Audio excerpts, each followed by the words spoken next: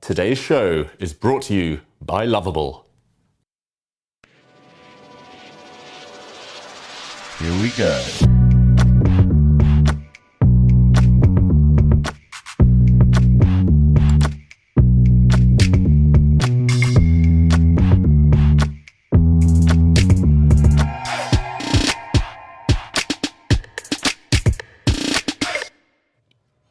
We've been watching world number 1 and world number 2 play blindfold chess today, and now they have to get ready for even more because it's time for Game Week 8 of Title Tuesday. Looks like Farouche is almost getting it done on the board. Should still be a draw. He's losing now suddenly. He's throwing a thorn into the white side, holding on here for dear life. The nerves are kicking in. He's playing with Ghost, afraid to commit. Did he lose on time? The clock is his worst enemy right now. Oh, look at this. He's trapped his own king in the corner. The black rook is hit as well. Whoa, is this a blunder? Checkmate is coming.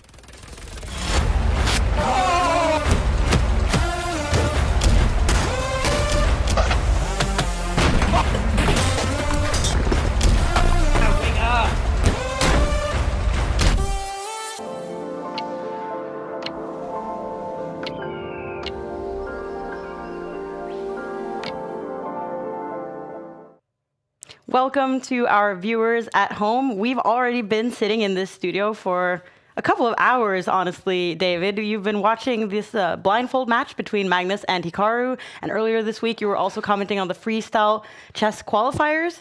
Do you do anything else than watch professional chess? What can I say? I'm an addict. I'm literally locked up here in the office. They don't let me out unless I'm commentating chess. So today's going to be fun. It's already been a lot of action so far. And also with us in the studio today, we have Jon Christian, who is the CEO of Offerspill, the club that Magnus founded in 2019. And you have been the captain of that team, but you're also a chess player yourself. Yeah, that's right. I have the lowest title in chess, which is a candidate master. It's still a chess player, but I'm going to rely on David for the expert commentary today. But yeah, I've worked with chess for quite some time. Working with Offerspill, being the captain for the Olympic Norwegian Olympic team, for the being an arbiter as well. Hosting tournaments and stuff, so I've been in the chess world for quite some time. And Offerspill, they won the Eliteserie, which is the Norwegian League chess. And you were the captain, but you were also playing yourself. Yeah, I was playing on the lowest board a couple of times with okay results, let's say. So I've been participating as well, and hopefully I will be able to come up with something today also. And you do have a title, and the point of Title Tuesday is that anyone with a title can join. Are you considering joining now that they've redone the format a little bit and it's 5-minute chess, no increment? Yeah, I am able to play, but I haven't done so far because I don't know. I'm a bit afraid, perhaps, of not doing so great. I wouldn't be expected to do so either.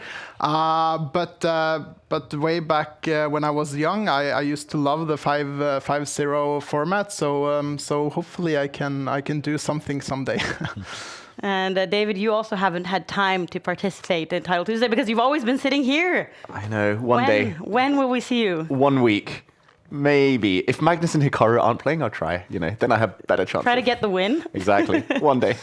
Exactly. Well, anyways, we are getting ready for Title Tuesday, but we've already been in the studio for a couple of hours already. And what we were watching was this event held in Barcelona, where it was Hikaru Nakamura, number 2 in the world, against Magnus Carlsen, number 1 in the world, playing blindfold chess. And it was a pretty exciting game, David, where they both had 15 minutes on the clock, but they couldn't see the board. Exactly. The game itself was pretty spectacular. Some short fireworks fizzling out towards a draw, even though Hikaru had some good chances in the final position. But yeah, it was a rather unique event. There were some chats, some question and answer sessions, a lot of waiting around. We were just hosting the watch party here. We had nothing to do with the organization, but it seemed like the players, they warmed up perfectly for Title Tuesday now. And it was interesting how they couldn't see the clocks during the game. So Magnus, he spent quite a lot of time, and he made us a little bit nervous on his behalf. It would have been interesting to see like a real time scramble with blindfold chess. Have you played any blindfold chess, Jon Christian? Well, I have tried it for sure, but I find it really difficult. I can play a game, but the quality of the game is going to be really poor compared to me seeing the board. So I'm wondering if these players are actually tired after doing a blindfold game, because you need to think a bit differently and visualize differently than you do when you are able to see the board. So yeah. What do you guys think? Yeah, I think they probably are, because they also were doing some interviews, some fireside chats. Like, it was an event for a sponsor, and it seemed like they had to meet some fans, sign some autographs, and that was just 2 hours ago. Will they even have time to play right now? I've heard that Magnus is ready to play Title Tuesday. I've heard that Hikaru will be trying as well. I'm hopeful, but as you said, like, it's very tiring stuff. I don't think it's Magnus's favorite format. I even know grandmasters who struggle with blindfold chess, like even to struggle how to kind of hold the position in their head. So I think it's very much dependent on the player themselves and how the mind works. But hopefully they can reset for this fast and ferocious format we're about to see. Yeah, and it's also interesting that last week, neither Magnus or Hikaru were able to be in the top 10 in the Title Tuesday tournament, which means that none of them got any points for the standings. Mm-hmm. And that is what they're kind of playing here for when they're playing every single week. They really want these points. And we see that Duda has almost caught up to Magnus. He's in second place there. And we see Hikaru, he is actually number 6 here in the split 2 standings, Jon Christian. Okay, so how many of these players are actually qualifying for the World Esports Championship? We can take a look at the Champions Chess Tour standings, because here we can see that in the first place we have Magnus, but he's already qualified because he won last year's event. So the people who are qualified from Title Tuesday right now is number 2, 3, 4, 5, 6, and 7. And we do see that Hikaru, who is doing very well there because he performed so well in the first split. But For example, Vincent Keimer and Maxime Vachier-Lagrave, like some of these players, they're very close, and a small performance or a good performance in one of these tournaments can really affect the standings, David. Yeah, we have seen it throughout the first few weeks of 2026. Nearly all of the top players in the world have been competing in Title Tuesday. Last week, we had all of the top 5 in the world. That's why it was such a packed field. That's why Magnus and Hikaru might have struggled. But at this point, every week matters. Every result matters. And I'm expecting more of the same, to see that fight for the qualification spots just hotting up. But to also answer your question, Jon Christian, there are other ways to qualify for the Esports World Cup as well. And we can see that you can either do it through Title Tuesday, or you can do it through the Speed Chess Championship, which will be held, the finals, the semifinals and the finals is going to be the 7th and 8th of October. So that's not very long until. Top 3 there go to the Esports World Cup.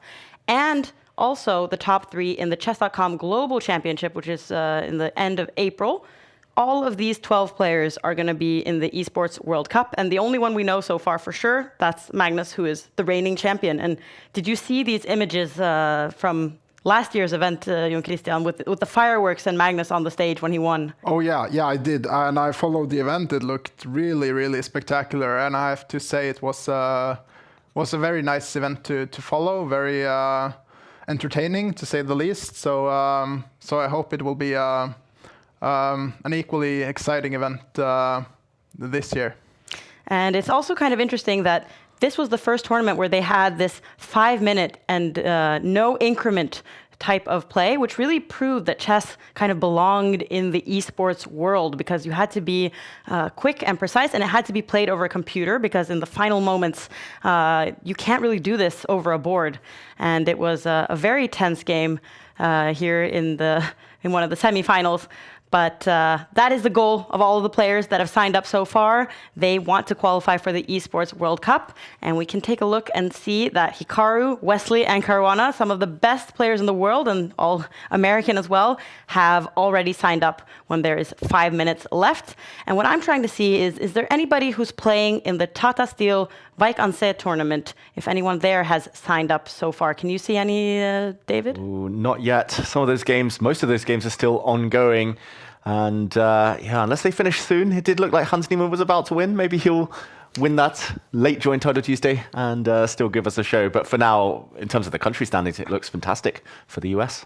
And because we are mentioning Vike Anse, that is because a lot of the chess world is centered right there, right now, because of the ongoing classical chess tournament, the Wimbledon of chess, where we see Vincent Keimer, Anish Giri, Eric Gaisi, Gukesh, and Niemann. They're all playing there. They're playing classical chess, so they have to kind of finish on time with that if they are to join the Title Tuesday. And then, of course, we see Levi, Magnus, and Hikaru are all in Barcelona for this blindfold chess event that we watched earlier today. So it will be very interesting to see if any of the Vike Anse people are going to join, because going from classical chess to speed chess online, that's a big change. It's a tough transition, but also maybe a bit liberating. Tomorrow is a rest day, I believe, in Vike Anse. So if they do finish, they will be in time. And for Prag, who struggled in Vike Anse, for Gukesh, who's yet to score that first win, a lot going on in the chess world right now.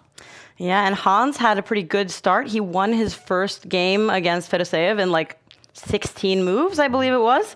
And of course, Faustino, he's playing in the challengers section. He was also leading that earlier. So Sindarov also has had a pretty good start. And some of these players are also going to be playing in the candidates tournament soon. So it's kind of like an interesting tournament to follow when you think about the fact that they have to prepare for the candidates, but they're playing in a classical chess tournament. How much of their prep are they going to reveal? What do you think, Jon Christian? Yeah, I was thinking about the same thing, looking at Giri, who has not had so good results so far. I was wondering if he was trying to not show his preparation for the candidates, or if he's under some pressure. I'm not sure, but one would think that they don't want to play their secret openings, let's say, that they have prepared for the candidates. So maybe that's part of his issue in the Vike Anse tournament. Yeah, and Prague as well. He has He lost his first 2 games? That's right. 0 out of 2. What do you think is going through his mind right now, David? I think it's more of the same, not just hiding openings, but also you want to peak at the right time. If you peak now, there's this pressure for the next 2 months, and maybe everyone will expect you to win the candidate suddenly. There has been a pattern throughout chess history of players performing below par just before the big events because they save it for that. So we'll see. I think Bluebaum, out of all of the candidates, he's maybe had the best start in Vikings, having beaten Vincent Keimer yesterday. And I haven't seen any of the bike players sign up just yet, but there's only 2.5 minutes left, and Magnus also, he needs to find a computer and sit down, but it will be exciting anyways, because you don't want to miss out. From the moment the tournament starts, you only have 5 minutes and no increment, and there's 11 rounds, so it's a really quick and rapid kind of tournament, and this time control, Jon Christian, it's pretty tricky. Yeah, it has to be emphasized that this 5+0 is a really brutal time control, honestly. When you have 0 increments, then time is such a big factor. You will lose on time, and probably today we're going to see some dirty flagging like we've seen Magnus do in the past, where even though the position is objectively a draw, you just make moves until your opponent loses on time. And well, you could say it's a dirty way of winning the game, but then again, this is part of the game, part of the time control, and I think it's a valid way to win. So yeah, time is a big factor in this tournament. And I'm very happy now to see that Magnus has signed up on time with a minute left, and that means that we're only 1 minute away from the action-packed kickoff. So let's get ready for Gameweek 8. He should try and get this game drawn here and now, but he's blundered. He's allowed the black pieces to come in. Magnus's king was too far away. That was completely and utterly unnecessary. Hikaru keeps having to check the white king, and there's a big blunder from Deak. There were better moves there. Tough game.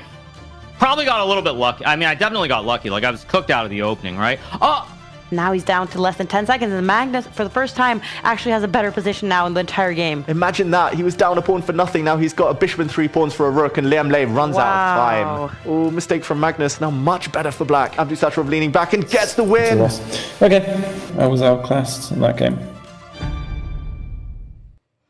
Magnus saying that he was outclassed in the final game against Abdusattorov, where Magnus didn't even finish in the top 10, which is very rare for him. He's won Title Tuesday so many times, so he's probably eager to avenge himself for that. And now there's only 10 seconds. We have just passed 300 titled players who have signed up.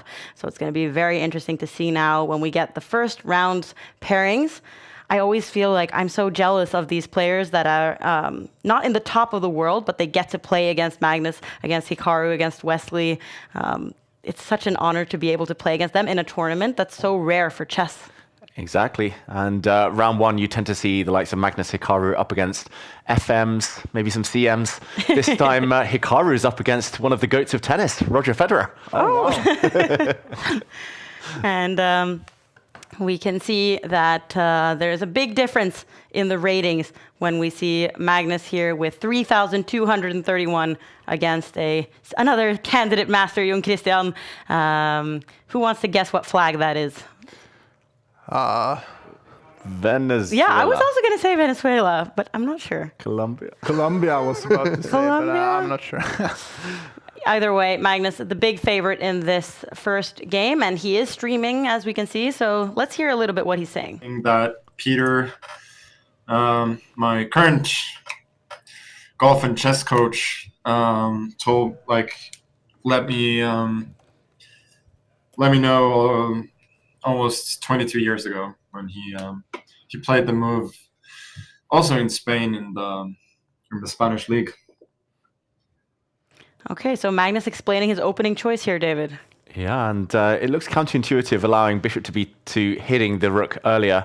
But now, I think this is theoretical stuff, as Magnus says, after a trade of knight. The argument for Magnus is that this pawn is a bit of a target. If it ever advances, there would have been a block there. And, okay, we're seeing just a quick, easy development for both sides, and Magnus's opponent appears. This could be you, Jon Christian, CM, against the world number 1. But it's Alan, so not today. Everyone I loves think- Alan. Yeah. I think White is spending a little bit much time already, or at least on the few opening moves. But he's sped up, which is nice. This is a 15-year-old candidate master from Venezuela. That was the correct flag, so good job there. But yeah, just 15 years old. It's always a little bit scary to play against children, I feel like. Yeah, especially when they're frozen on camera like that in such a concentrated pose. And okay, pawn sacrifice from Alan. Allowing an exchange, and d2 was hanging, so black has won a pawn. No immediate consequences. The black knight holds everything together. Rook d1, rook d7, getting a lot of activity, perhaps.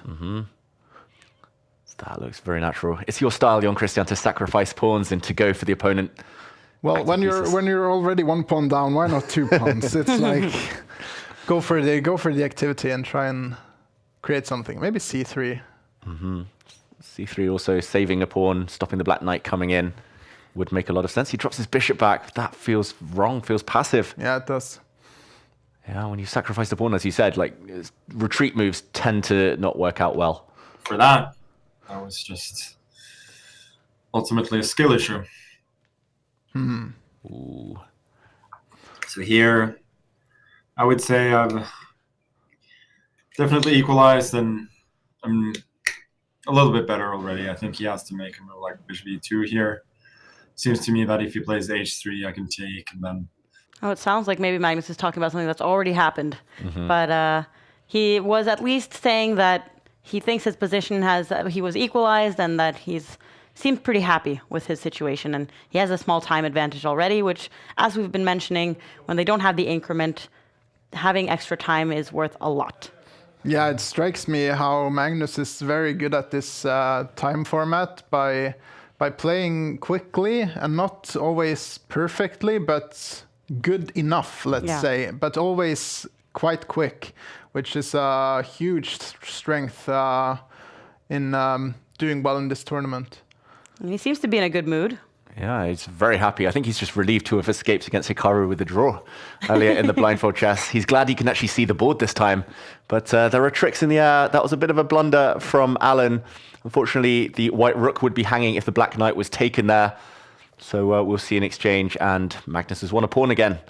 He's back to a material advantage, but still some hard work to be done here. White is very, very active. Yeah, it's a pawn up, but it's not so easy either way. I mean, the white rook is coming into the 7th rank and being very active, but I think Magnus is really strong at converting good positions. Like if he has small advantage, and as we can see he's 1 minute up on time, then I will give him the odds of winning this. Yeah, they're really, really high. Yeah. And especially because he can just keep the game going as long as possible. Oh, the second pawn drops, so maybe the game won't go on that long. I was going to say, if the queenside pawns disappear, those A and B pawns, if it's just on one flank, the knight is better than the bishop anyway. But why stop at a 1 pawn advantage when you can get 2? Knight forks are so tricky, especially on these back ranks. Yeah, this is virtually resignable. I mean, with 2 pawns up in a rooking game like this, it's just a forced a win for black. So technical win, perhaps. Yeah. Especially when it's Magnus handling the black pieces here. And especially when the clock isn't going to be an issue. Magnus has so much time. If he had 20, 30 seconds left, we would be worried. But now he has enough time, and a lot more time than his young 15-year-old opponent. But it must be cool to get to play against Magnus on the big stage in the first round. Exactly. I am a bit surprised by Magnus's last move. He loves pushing pawns, the A and H pawns, to clamp down on the opponent's pawn structures. But he has left it a bit lonely, this pawn, especially while the black rook is tied down defending A7 on the other side. Magnus did look a bit frustrated with himself just there. Yeah, so if Magnus goes, rook b3 and then rook g3 and takes the g2 pawn, which is happening now. How is this endgame with 3 pawns against 2? How is it technically winning, or? Ooh, it feels very promising, especially with the white king totally cut off. But you've got to be a bit careful of stalemate ideas for now. Yeah. And yeah, maybe there's just no way to win either of the white pawns, and at some point black will have to allow the white king back. The white rook is stopping all the black pawns from moving. Magnus has let this slip slightly, that is for sure. The eval bar, the computer says a draw. Yeah. It's the best try, but with 2 extra pawns, even though he has an active rook, this shouldn't be. Yeah, Magnus still talking about an earlier position when he had 2 extra pawns, so he doesn't have them anymore, and now he only has 1 extra pawn. But you can kind of see hear his disappointment in his voice anyway. So let's say we remove the f4 pawn for white and the e6 pawn for black. Ooh, he's trying for checkmate. He's going to allow rook takes pawn, and now he'll play e5 to get g5 with a checkmate. But wow, great play by Alan. So if he takes on f4, then rook g6 is the draw. Oh my god, Magnus has blundered. Pawn takes pawn on f4. White will give up his rook on g6.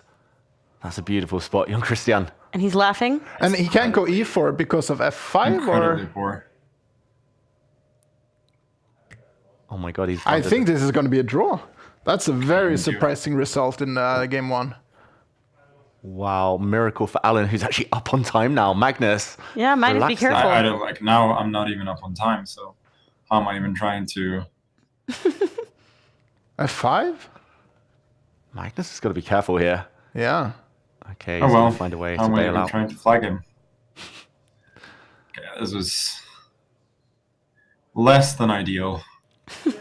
And I was praising him before Yeah. about his technique and everything, and now we get this.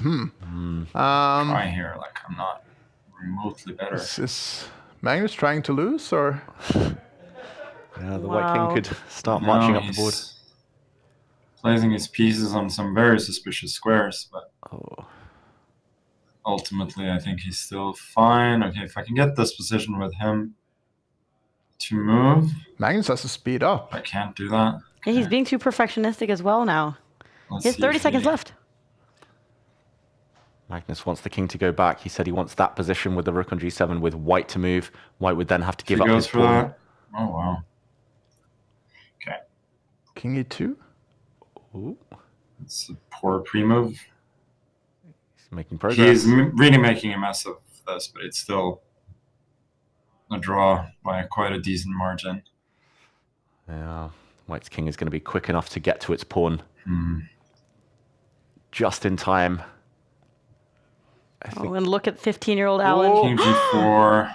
Why did he not go king g5 closer to the white pawn? Where's the win, though? What is the winning move here? And Magnus has 12 seconds. Magnus needs to move. He also didn't find it. It's a funny position. Oh, now he can make a queen. Oh, goodness. Oh, this is getting very dangerous. This is very Magnus out might of hand. lose now on time.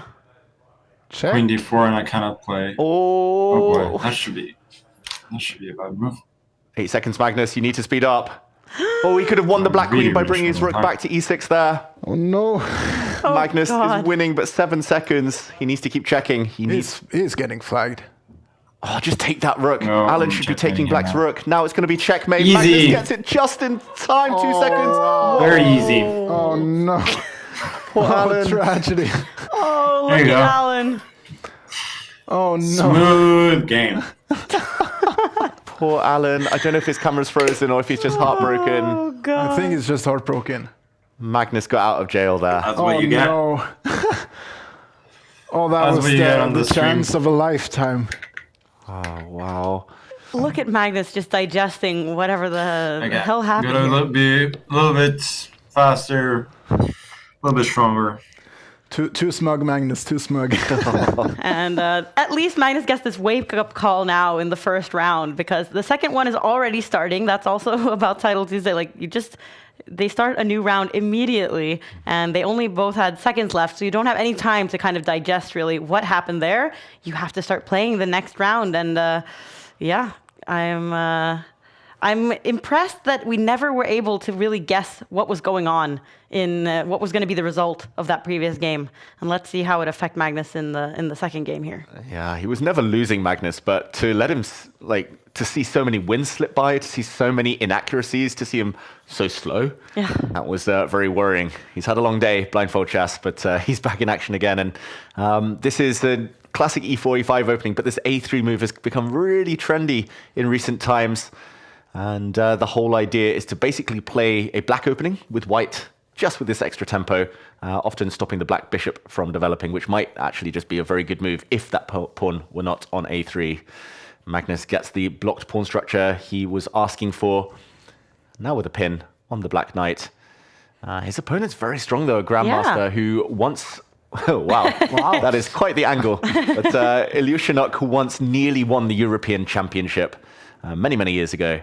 This is one of the strongest opponents Magnus has ever faced in the second round. I mean, is there a very strong field here today? Because usually you get someone slightly easier. It does feel recent weeks we're only getting the strong players, and this is going to be a topsy-turvy game, judging by the camera. But Magnus has got the bishop pair and retreats. At some point he'll start playing for a typical pawn break with f4. Do you guys know what the pairing system here is like? Because I saw on X that Jon Ludvig Hammer was wondering himself because he incorrectly predicted something about the colors. But David is usually pretty good at this. No offense to Jon Ludvig, but David doesn't get this stuff wrong. At least I try to hide it when I get it wrong. It is a traditional Swiss system, but I believe rating counts more than color. Predicted colors sequentially. It is tricky. I just think the rating is the reason they keep up floating players when it looks like they should be playing opponents of a level score. Okay. It is a bit strange. It's not done, this exact format, in open tournaments, for example, but it's just how chess.com have always done it. And in the meantime, we see a very stable-looking position, and Magnus finally breaks in the center. If there is a trade on this square, his bishop comes to life.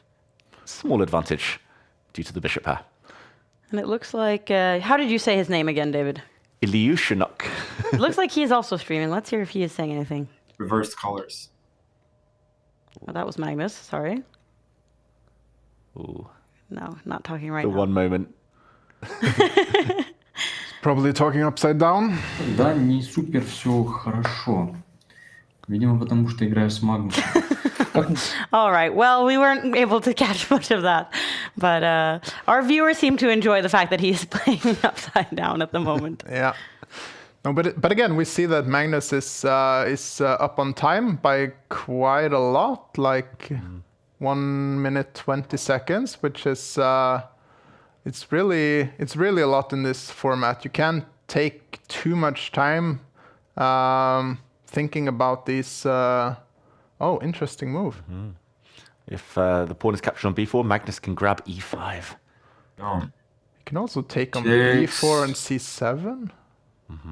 Ooh. Yeah, here I think he has knight takes d3. Bishop takes. Queen takes. Bishop takes c7. Rook dc8. Oh goodness, this is a long thing that Magnus is talking about. So I feel like the blind chess has warmed him up to thinking in this way where he's just saying all the moves. So he's going with take. Exactly. Yeah. On brand. On brand, exactly. Magnus knows, and I like this option. You mentioned it, Jon Christian, keeping things nice and simple, creating threats. There's a nasty skewer along this line, threatened. Black's pieces are really, really loose. The pawn in the center is hanging.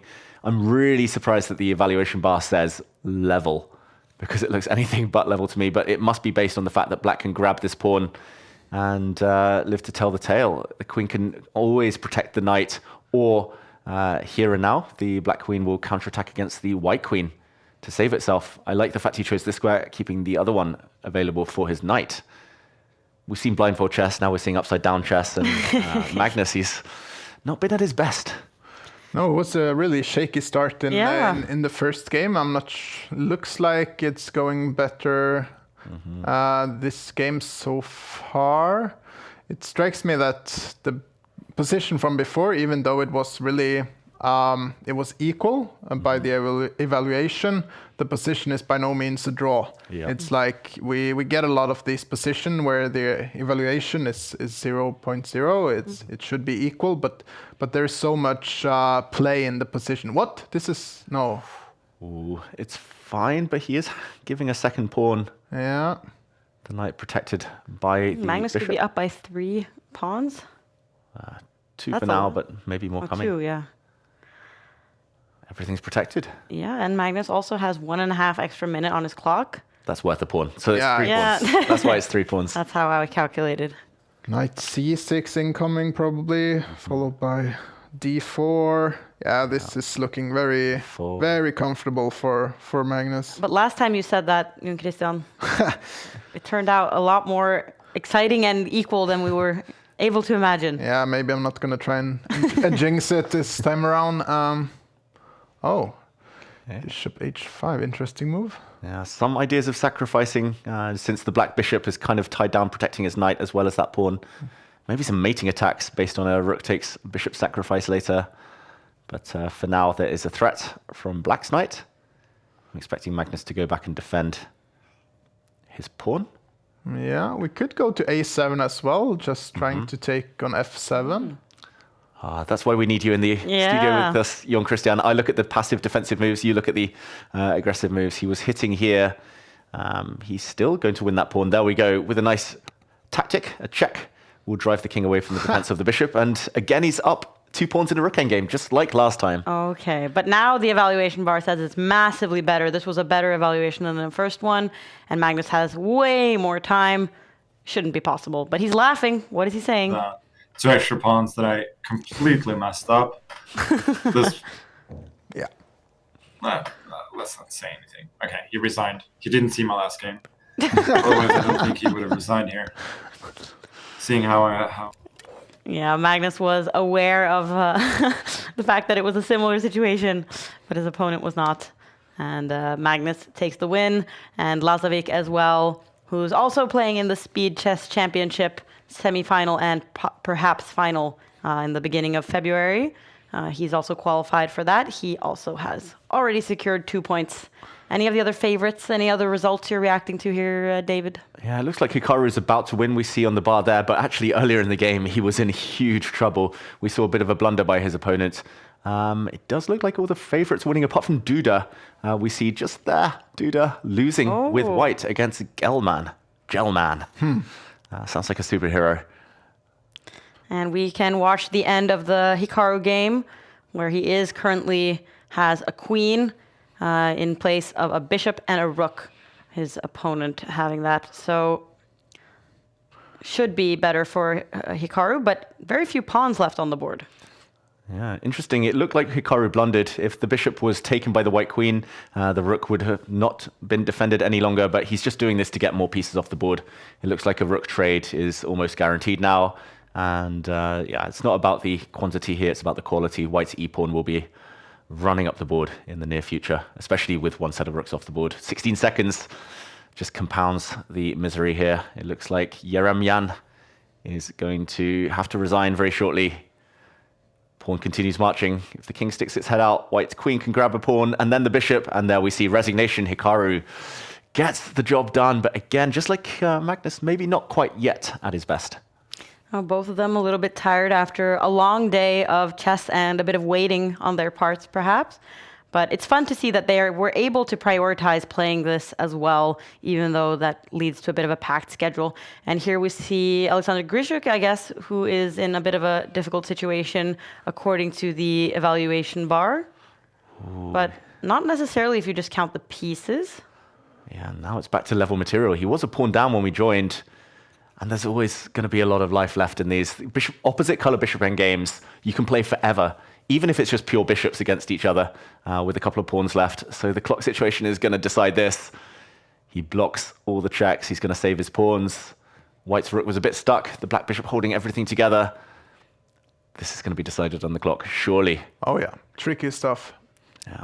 And Magnus was able to flag Grishuk last time they played in the final round when Magnus was playing from Stockholm. And then Grishuk was not very good with the very few seconds left on the clock, but now he's playing against an opponent with only 5 seconds, so he should be able to win this. 4 seconds, the clock is very red, and there we go. It was a bit of a blunder. The white king is in some trouble. The white pieces will struggle to prevent the G-pawn from promoting. Here we see the white pieces just cut off, and eventually the clock does tell. Matinyan loses on time. So Grishuk as well climbs to 2 points. And in the final game we see remaining, we have Pranav, who is, of course, a favorite in his game. Magnus actually lost to Pranav the other day, and Magnus posted it to the app, the Take app, which we actually have a QR code for at the bottom of the screen here. And I thought that was kind of fun to just see him play, like in the middle of the night, one game against Pranav, lose, and then apparently go back to sleep. So maybe the baby woke up and he needed to change some diapers. It's nice to see him play some games. And Pranav, I'm just going to say, it's 2 seconds versus 2 seconds on that board, so it's not about the position at all. It's rook and pawn versus rook. Classic flagging, as you mentioned earlier, Jon Christian. Yeah. Yeah. And Pranav got the win on time. Okay.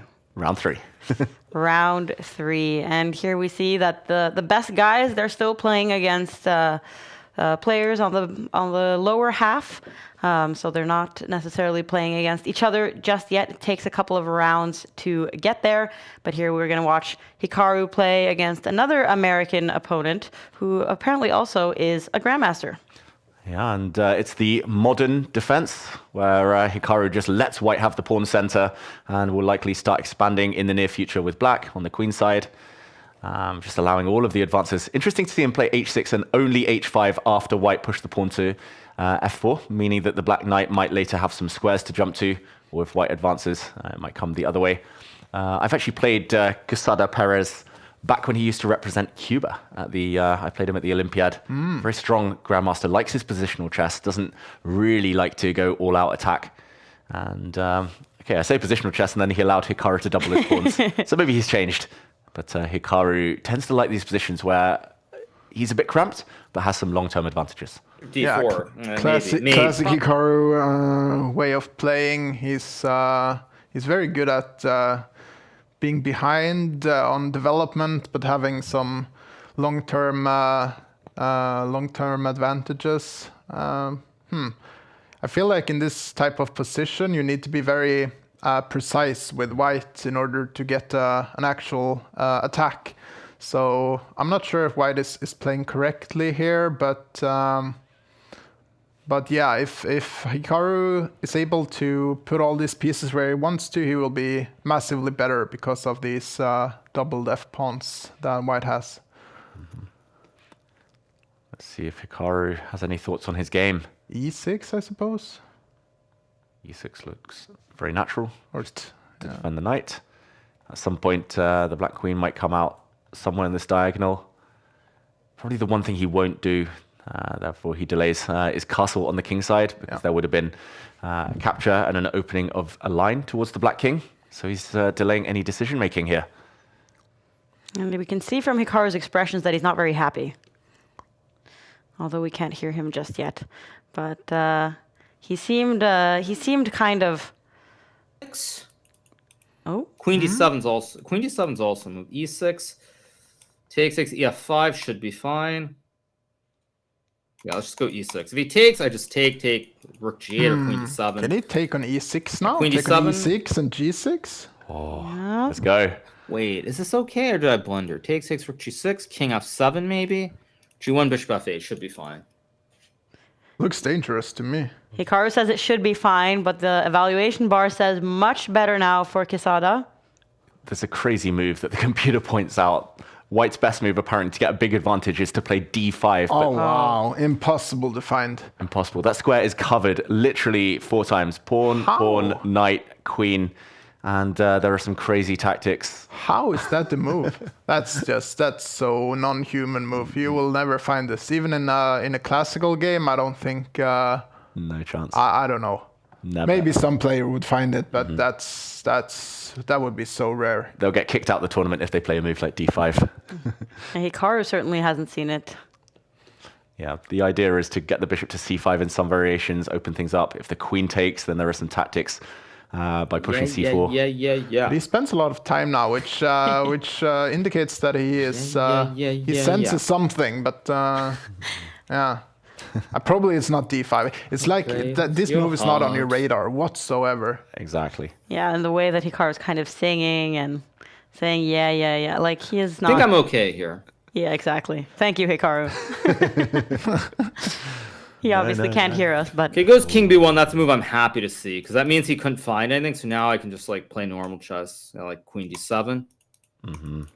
All right, so it seems like he survived that impossible-to-find computer move. And Hikaru has a bit of a lead on the clock now as well. A minute extra. Yeah, now the difference is that the king is safe. Black's king is going to be very happy on this side of the board. No white pieces on that side to attack. He's trying to get it round, though. Quesada Perez here. But everything on the light squares for Hikaru. The pawns, the knights, the one especially on f5 on an outpost. He should be pretty content, especially with a 1.5 minute time advantage. At some point, white's got to attack. White's got to go c4, maybe then d5, or maybe just bring the knight. Quesada Perez, he's just playing too slow. Yeah, he has to speed up if he has if he wants to win this game. So... Yep. Okay, he's trying to trade pieces here, trying to simplify. But now any endgames are going to be very promising for black due to white's weak pawn structure. Let's see if Hikaru is still singing. Work the pawn on f4. Yeah. Let's go here, work the file. Logical. I can always go f6 somewhere. It's just a question of when. If I go f6, c4, I don't like that. There's this square on e5 though, with the knight or even the rook maybe. Jumps in with the knight.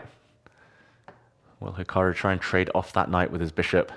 His own knight isn't fully stable. White is going to advance sooner or later. Yeah, and you could hear that was something he was a little bit annoyed about. He didn't want to put his pawn on f6 because he wants to maybe put his knight there later. Yeah, this is not super clear. No, look at him. f6 is always a move. I don't really want to play it. I don't really want to play b5 either. But I think I'm going to play b5 here. He had to stop this knight from being chased away. And the evaluation now does say that Hikaru is doing better, but he doesn't seem as confident as he did a couple moves ago.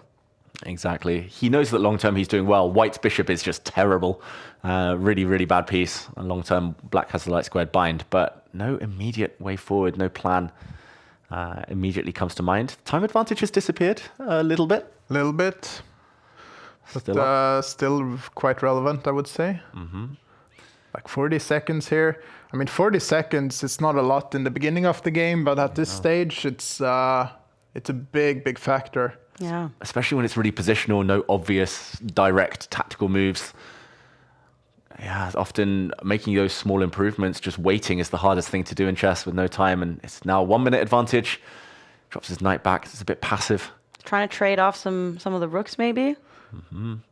Ooh, suddenly white maybe a little bit better. According to the eval bar before all those trades.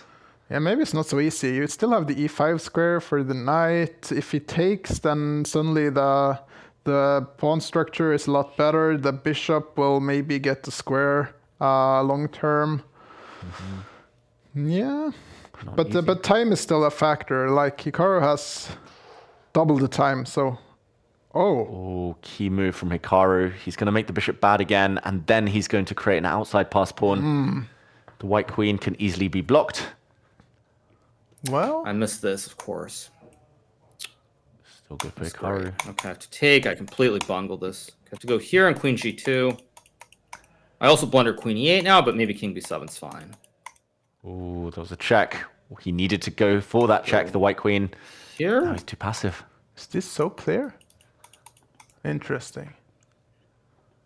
Yeah, so I think I'm still going to win this game. Pawn falls, and then the f-pawn, black's f-pawn is just going to be too strong, right? Ooh, that's a weird move, bringing the king out into the open. Well, it's going to get checked.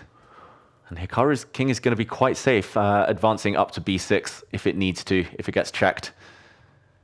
Oh, and that's a blunder, a checkmate blunder. There's going to be a mate on the edge of the board. Quesada Perez self-destructs. That's just ridiculous. I mean, king a3, queen a4 is just checkmate. I mean, maybe I was always chess is better. really hard. Hikaru is always quite brutal. I mean, his opponent was really hanging in there for this game for a long time, and then if you miss a mate, and here there's only seconds remaining. Denis Lazovic has lots of time and a winning position. No stalemates here, not today. Denis Lazovic gets the win, about to grab the last black pawn. And one of the favorites. He moves on. It looks like Magnus also got the job done. And the favorites all still up there. Wesley So also winning. And Nihal Sarin winning, Jeffrey Zhong, Sevian, everything going according to rating this round, it seems. Although Eric Rosen against Salem looks like he might be springing an upset. A very popular streamer. Yeah. Oh, and let's look at the final seconds of this game because they both have less than a minute left. And it is Eric Rosen who has the advantage according to the computer. He has a bishop and a knight in trade for a rook. Mouse slip. Aye. I think he wanted to play rook c4 and give up his rook, but there we go. He dropped it. What a way to lose a game. Wow. Great result for Eric Rosen, though. Oh, yeah. Fantastic to see. He's at a perfect 3 out of 3. So that must be very motivating. And we also see Sarana, who's also usually doing very well in Title Tuesday. He is probably going to win his game. And there's a lot of big names playing today. Yeah, Alexander Grishuk in big trouble, though. And he's trying to flag his opponent. Ever since he got flagged by Magnus, it feels like Grishuk's trying to get revenge by beating his opponents on the clock. His opponent has 6 seconds here with black, but has, 3 extra pawns? Oh, Grishuk, 8 seconds versus 6 against his young compatriot. Look at that black king. Oh, Grishuk's back in it. About to deliver mate. Nope. What a turnaround. 2 seconds. Oh, wow. Who's quicker? Oh, black's got a new queen, but Alexander Grishuk, 1 second. He's got to do it, surely. He gets mated. One move to mate, and Alexander Grishuk loses. Oh, my goodness. Oh, brutal. That was mental. Like, white was winning, black was winning. Both sides were mating each other. And if you thought that was brutal, now he immediately is going to see a new game pop up on his screen. He doesn't even have time to slam the table because he's going to get thrown into another round of this ruthless blitz chess with no increment. It's painful to watch. We talk about age, but that's a generational thing. Like, Grishuk was just a bit too slow on the mouse. Nothing else to be said about that. He should have been flagging his opponent 13 seconds against 6 when we jumped in. But he ended up losing on time. Yeah, talking about esports, I think chess has, or this type of format of chess has to be one of the most of the games where you have to have the best mouse. Yeah. I think those who have the mouse skills will have a massive advantage in flagging. And one of those players who is very good at that and who has qualified for the semifinals and finals of the Speed Chess Championship is Denis Lazovic, who is very, very good in the time scrambles. And now he's playing against Pranav. So who do we have as the favorite here? Well, first of all, what a picture from Pranav. His profile picture. That's Ghost Rider, yeah? Yeah, I believe there's 2 Pranavs. This is Pranav Anand. Okay. So the second best Pranav, the second best Anand in the world. Oh. No, I'm joking. He's just very strong. But is that Knight Rider? Is that Ghost Rider? Ghost Rider. Yeah. Of course, Ghost Rider. Nicolas Cage, right? Exactly, Nicolas Cage. That's what I remember. I just couldn't remember the name of the superhero. Such a bad movie, but still. Okay, talking of bad movies, it's 2 knights versus 2 bishops. Which do we prefer here? Well, it's very on brand for Lazovic to have the bishops at least. Mm-hmm. I feel like he loves his bishop pair and positional play, but I don't know. To me, just looking at the position, maybe fairly equal, but I see the evaluation saying that black should be better, probably because of the bishop pair long term. Mm-hmm. Yeah, it feels like neither kind of sets of minor pieces are great right now, but maybe there's just this light squared bishop with some pressure is the one that sets things apart. Yeah, the knights are not doing so much is the problem, I think. If you had some sort of kingside attack or could put them on better squares, then probably white would be doing okay, but these knights are not doing anything right now. Yeah, and that's why Denis Lazovic has an advantage according to the evaluation bar. Still level on time, This is going to be a very close match. Knights tend to be trickier, though, in time scrambles. Like, if it comes down to a flagging race, as we've seen multiple times already today, Pranav, maybe his chances would increase. Yeah, I still have very clearly in mind the game from the World Blitz Championship where Magnus beat Absatarov in the final with the knight versus knight and 4 pawns. And I mean, crazy. like, knights are so tricky, man. Especially in end games. They can go anywhere. So And with little time. I also Yes. feel like they are super valuable in like the time scrambles because they're so unpredictable in the way they're moving around. But for the time being, both of these players have played very fast. yes, Yeah. very quick play. But we're entering interesting territory now, I think. Even though they have exchanged a lot of pieces, or at least some pieces, this is going to get tricky quite soon, I believe. Black has a lot of pressure on the queen side now. Yeah, something's going to come into White's camp. Okay, he's just defending his pawn. It's just hard to find a plan. Like the 2 white knights, you want to move them, but they can't really go anywhere. No. The white rook is going to be passive, no entry squares to go forward. White queen quite passive. Maybe like knight e1 to d3 is a small improvement, perhaps. Yeah, I quite like that. Maybe he's thinking of jumping forward as well to g5, but that might come at the cost of an exchange, and the black queen would have come round to pick up a pawn. So we just see more maneuvers. You're right, Denis Lazovic, he's just got this kind of smooth style where he doesn't take too much risk, doesn't do anything too special, keeps a bit of time on the clock, and just outplays opponents in the endgame. Quite Yeah. rare for such a young player. Yeah, despite his age, I would say he's playing very maturely. Like his style is it's very like, I don't know, Karpov-ish. Exactly. Yeah. And he has a really high rating. Like, my goodness. Wow. Especially on chess.com, especially in Blitz and Rapid. Like, it's crazy. He doesn't play much classical chess, No. rarely travels outside of his country, and still under 2600 or around 2600 in classical chess, but so much better than that. And okay, he keeps his bishop pair intact. The white rook can now get to the 7th, but no threats still. So Pranav just waits. Yeah. And it's probably a goal for Lazovic as well to get to the Esports World Cup. And he'll have a chance at that through the Title Tuesdays. He'll have a chance at through the Speed Chess Championship. Probably he'll play the Global Chess.com Championship. Like, he's playing everything that's online, everything related to the Champions Chess Tour for many years now. So, yeah, his Lazovic- classical rating is really lagging behind. Yeah. Lazovic here he gives away the bishop pair, which is a bit surprising to me because like traditional wisdom, let's say, chess wisdom, says that queen and knight is better than queen and bishop because they move differently and do different jobs fundamentally. So I would say this is not clear at all anymore.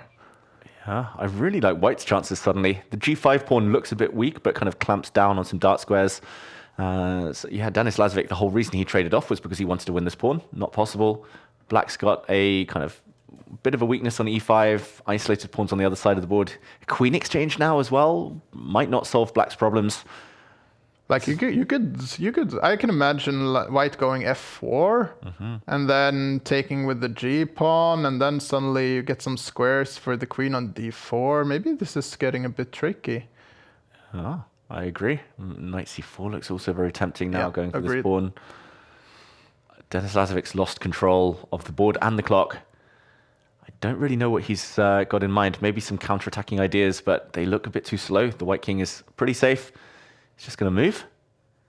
What's he got up his sleeve? Oh no, it's a big blunder. There was one trick. Oh no. Oh no, the queen is threatening to come in with some mates. The knight is hit. Big trick. What a trick. I had a feeling there was something, but I would have blundered this exact same thing as well. This was so hidden. Oh, double attack. This is a checkmate threat. Very And clever. Lazovic looks very relieved that he was able to pull off this trick. Oh, that's why he's so good. He can do the positional, but he can also do the tricky hustling. Yeah. And Bishop f1. Wow, such a move. 2 minutes left on the clock for both of them, and that should be enough. And we can see that Denis, he is chilling out now. He knows that he's gonna win this game. Yeah. And there there's a resignation from Pranav, which means we'll have time to look at some other games. And in this game, we see Hikaru is struggling quite a bit against one of the Svalna brothers. You can tell me which one, maybe, David, or do you? Rasmus. Rasmus. Played him many times. The older of the Svalna brothers. He's been a very, very creative player for many years. Here, he does have a bit of extra material. White's pawn structure is a bit weird with 2 double pawns, so he does have an extra pawn with black, but they are connected pass pawns as well. So unless Hikaru can land some sacrifices, some kind of checkmates, then Svalna should be doing well. But there are a few ifs. Sometimes it's hard to defend these types of positions when you know you're winning, but you need to be accurate and the clock is ticking. Yeah, like if you give White a couple of moves like Queen H5 and then yeah, this rook lift, then suddenly you have an attack. But maybe Hikaru is threatening to take on H7 now. Oof, scary. Maybe it's not so scary. Maybe black don't have to take it at all and just go the other way, and the king is super safe, and the pawns on the queen side will do the job and promote eventually. Oh, big moment for Svalna. If he wants to hold on, he's got to make a move. Ticking. Spending a lot of time. Also, bishop h7, rook d4, no? What is this Got move? king f8 or something? Oh, he's allowed bishop takes h7 with a check. Hikaru's talking about it. Dragging the king out. That is such an odd Wait a move. second. Yeah, that's not what the gotta move, position though. demands at all. Svalna moving his queen away from the action. He does it. Oh, sacrifices on. Watch out. Checkmate in the air. King f8? He's got to run. Have to just admit defeat King there and run. f8, bishop c5. Ouch. The game goes on. There is a Oh. check. Is this a draw? Computer says draw, but only if Svalna finds the right squares to continue checking. He has to keep checking as long as possible. Oh, but the white rook is going to come back. Oh, Can he give up Okay, maybe I the can't win queen this. somehow and then promote his pawn? yeah, that pawn's very close. I'm going to try to cheese him, I think. Queen e2 is a move too, but... What does that mean, cheesing? He's gonna win. Do him dirty, I think. Oh, wait, rook d1 doesn't... Wait. Why doesn't rook d1 work? Can't Hikaru try to win on time? b2 perhaps? No. He has way more it's time. an eight. Oh, Wait, that's just a blunder. Svalna's better. The a4 pawn drops, though. Lost his advantage. There we go. Hikaru's going to do him dirty. Yeah. Cheesing is beginning. Svalna has no time simply, and this endgame, rook for knight, is winning for white. Hikaru is so fast as well. Look at the speed. Wow, the pre-moves are insane that Hikaru's dropping on the board. 8 seconds versus 3 seconds. It's hopeless, surely, for Svalna here. There we Checkmate go. incoming as well with the pawns. Okay. Yeah. There we go. Checkmate ends the game. Ugh. Okay, I got the win. That was not a good game either. Yeah, I'm very shaky. I was completely lost too, of course. But was I losing the opening? If I play rook b1, I'm fine. If I... Okay, well, it sounds like, look at Svalna's reaction, and Hikaru was admitting that he was losing at some point, and it was a shaky game. Yeah, it's really refreshing. The top players are very honest nowadays. Like in the past, like if they win, they will say they're always winning. But Hikaru understood that he was in big trouble, and that just showed the time format you mentioned, Jon Christian, earlier. Just plays such a big role and easier to attack than defend in those positions. Yeah. Impressive job by Hikaru to keep the position going and finding the resources to push back, because that was not an easy game to turn around at all. It's like you have to find some way to keep the game going and not just lose immediately, because if your opponent can just make easy moves, then, well, you lose either on position or on time. So good job by Hikaru, I have to say. And we see that we have 19 players. That's quite a lot who have all the perfect score so far, 4 out of 4 points. And it's Hikaru, it's Magnus, it's Wesley So, it's all the big names that we've been following. So we have an exciting second half of the tournament ahead of us. The players now have a short break, and we are going to sum up the action so far.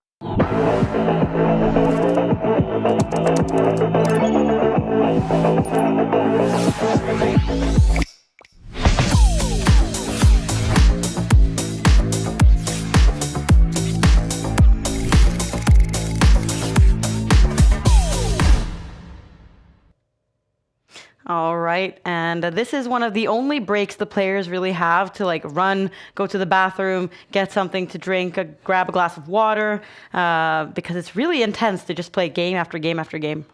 Oh yeah, it's an intense 2 hours with this type of format. I mean, usually you have time to rewind and to calm down your nerves and everything, but yeah, you have to be really focused in order to refresh your mind when playing this type of tournament. Because, well, if you play 10 minutes, the full 10 minutes, then the game is just going to start instantaneously.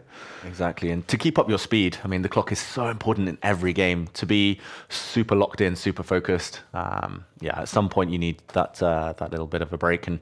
In order to keep the energy. But yeah, it looks like most of the favorites doing very well so far. I think they're just used to this time format at this point. We've been playing so many weeks. But in the meantime, we see some other very special guests playing Title Tuesday. Anna Kramling. Wow, we see Witty Alien at the bottom there just dancing away, beating his chest. A familiar sight to anyone who's been watching his streams over the last year. He's been a guest here in Oslo a couple of times as well. And then the chairs of Magnus and Hikaru, they'll be back soon. And it's also interesting to see that he has like the screen of showing how much is there left of the break. So I was just saying like, oh, the players, they have time to go to the bathroom. We saw some empty chairs. He's just sitting there like counting down the seconds until until the 5th round is starting. Way too hyped to be able to go anywhere else than from the computer. So yeah, no, he's a really funny guy. Do we know how our 2 special guests are doing so far? We'll put David to that task. On it. Very good.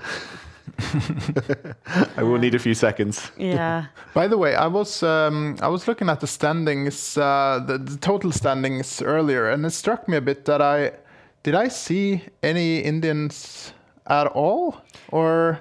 Yeah, I guess Nihal we see is playing, and he has 4 out of 4 so far. But a lot of them haven't been prioritizing playing it now that they are playing in the Vikonsee tournament, apparently. So many of them have traveled to the Netherlands. And then usually also it's a bit late for them in the evening. So yeah, they haven't really been prioritizing it. And so many of them, Gukesh, Prague, Erigaisi, so many of them have like big classical chess tournaments to focus on. Yeah. So I feel like that's been their priorities, and of course the candidates tournament coming up. But we can take a look at the country standings, Jon Christian, because do you have any country that you suspect will be in the lead here? Well, the US is probably a hot take, I would say. I don't know. Yeah. But India always does well. India is number 2, though. Yeah. Because they always have so many players participating, and it's the top 5 players that are contributing to the scores. And when you have so many participants, then there's always someone who's doing well. Norway, 13th place, hooray! How do you sum up these country scores? Yeah, It's the top 5 players, the best 5 players of the country. all of their scores added up. So the US are on 19.5 divided by 4. So they're averaging just under 5. Wait, just under 4 points there? Yeah, just under 4 points. So they have 4 people with 4 points and 1 person with 3.5. Yeah, I'm not quick enough to understand this math, but okay. Muy complicado. Yeah. Norway, for example, they're on 12 points. So the top 5 players, they're averaging 3 points after 4 rounds. Okay, yeah, makes sense. But let's take a look at one of the highlights so far in our action replay, because there's been quite a lot of exciting moments, a lot of exciting time scrambles. And here we saw, this is the highlight so far, Magnus, who really just messes up a really one position. Exactly. Here, we were almost writing it off. We were saying Magnus is going to win this 100 times out of 100 against his young opponent from Venezuela, about to win 2 pawns, or to go 2 pawns up. But this was just the beginning, and somehow there were mutual queens appearing, promotions. Magnus had let it all slip, but suddenly he was better. Suddenly he'd lost the advantage. It was all about the clock. Alan there with 15 seconds left. Unfortunately, blundering here when he could have maybe just taken that black rook, tried to flag Magnus, blundering into this mate in 2. Magnus doing it with just 2 seconds left. That was really scary brinksmanship, and we see the heartbreak on Alan's face. Oh. Ooh. And the contrast with Magnus just smiling and being so happy about his situation. And Magnus has a perfect 4 out of 4. In addition, Hikaru, other favorites, Wesley So, also one of the highest rated players that's participating. And right now, we're finally going to start seeing some of the top guys facing off each other here. That's right. So Magnus is playing Shamsidin Vokidov, part of the famous Olympiad-winning Uzbekistan team. Maybe slightly under the radar compared to the likes of Nodibek Abdusattorov and Yavokir Sindarov. Here we see the C3 Sicilian, the Alapin variation, the White Knight trying to get forward to B5. That was cut off, so it's going a different route. This is a variation that Magnus has played a lot, mostly with the black side, but lately with white, he's started playing the C3 Sicilian in games that he's happy to just make a draw. But this is still very well-known theory. Interesting start to this game. As Mort said, this is a sign of respect, I think, from Magnus, the fact that he's playing a super strong Grandmaster now. Yeah. Yeah, I mean, the Sicilian is always an invitation to get a very uneven position. If white wants to, you get these really, really crazy position where you castle on opposite sides, where you have a lot of action going. In this position, you get a bit, in the C3 Sicilian, you get a lot calmer positions, I would say. More, not so much strategical, but more positional, perhaps. Magnus seems to be in a good mood so far. Spending some time, though. Okay, but then that move was just horrible. Let's try queen c5 then, bring the queen around here, but doesn't sound too happy. Much worse. Much worse. And he was mentioning the knight to b6. Was that a move he was considering? And then he almost like blundered a knight. Like what? Where is Magnus's calculation today? Yeah, something's a bit off. He wanted to move his knight, I think, and he forgot that the white knight would have gone to b6, hitting his queen and hitting the rook in the corner. He was about to blunder a pretty basic knight fork. So you're right, Maud. Like something's off. Yeah. He's not at his best. He's still on 4 out of 4 though, and it does take a special skill to still grind out these results when you're not quite at peak performance. Yeah, the position is maybe a bit cramped for Magnus here. He's gonna struggle to get his bishop and his rook in the corner into play. Yeah. What do you think, David? Yeah, I agree. Easier for white to find moves like bishop f3, very natural, putting pressure. The rook will come to the center. Very, very easy for Vokidov to find moves. At some point, you might even take that knight, give black an isolated pawn. Magnus is just shuffling around now. Yeah, he wants to create a square at least. Some activity. Right. Knight c5, queen c2. Says the move, but he doesn't play it. Not yet. Doesn't look horrible. Okay, doesn't look horrible. So maybe he's in a better mood now. But the evaluation bar at the top of the screen is saying that Vokidov is better. Bishop f6, maybe? And he has a lot more space for his pieces. Bishop c5. Making improvement moves, Magnus, getting his bishop off a slightly vulnerable square. But it is looking a bit shaky. Again, the bishop comes out for white. Everything's developing so nicely. Once white centralizes the rook, every single piece is in play. Yeah. But, Magnus still with a few of them asleep. Like bishop d7, bishop c6 or e8 or something, maybe. There might be some issues. I'm seeing ghosts. Yeah, right. He's seeing ghosts, he says. That's not good. No, it's not Halloween anymore. No. Don't want to be seeing ghosts. Here? That is passive. There's going to be issues on this diagonal now, though. Magnus looks clearly quite... Right, this is not a dream. That's for sure. That's one way of saying it. But he manages to kind of stay positive, even in these situations. Like, I would hate having the position that Magnus has right now, just like barely finding moves that are possible to make. Yeah. But he's like, well. If queen e7, then knight c6. Oh, wow. That is a beautiful tactic. Family fork there, and there would be a pin on the b8 rook. Oh, Magnus. What? He's just totally ignoring the bishop coming back. What? Is he going to block with his knight? Oof. And then play g5, or what is he As thinking? long as like this is just to prepare g5, h6, honestly. Knight b6, I'm not sure I love for him. Okay, so Magnus is actually getting a... It looks okay now for the time being. He's at least activated his knight, kind of. Yep, the black knight is secured now, especially after g5. White could have obtained a bigger advantage if the knight had dropped back to apply extra pressure on this knight. It would have been almost decisive according to the computer, but that wasn't so obvious. And now Vokidov has to still find the next steps. He is better. White's pieces are still very, very active. Black still with some problem pieces. But what to do next? What is the next step? Are there any tactics? If not, then he might have to just continue slowly improving. And Magnus now is at least ahead on time. And huge blunder. What is this? Oh no. What is he just doing? Fuck it off.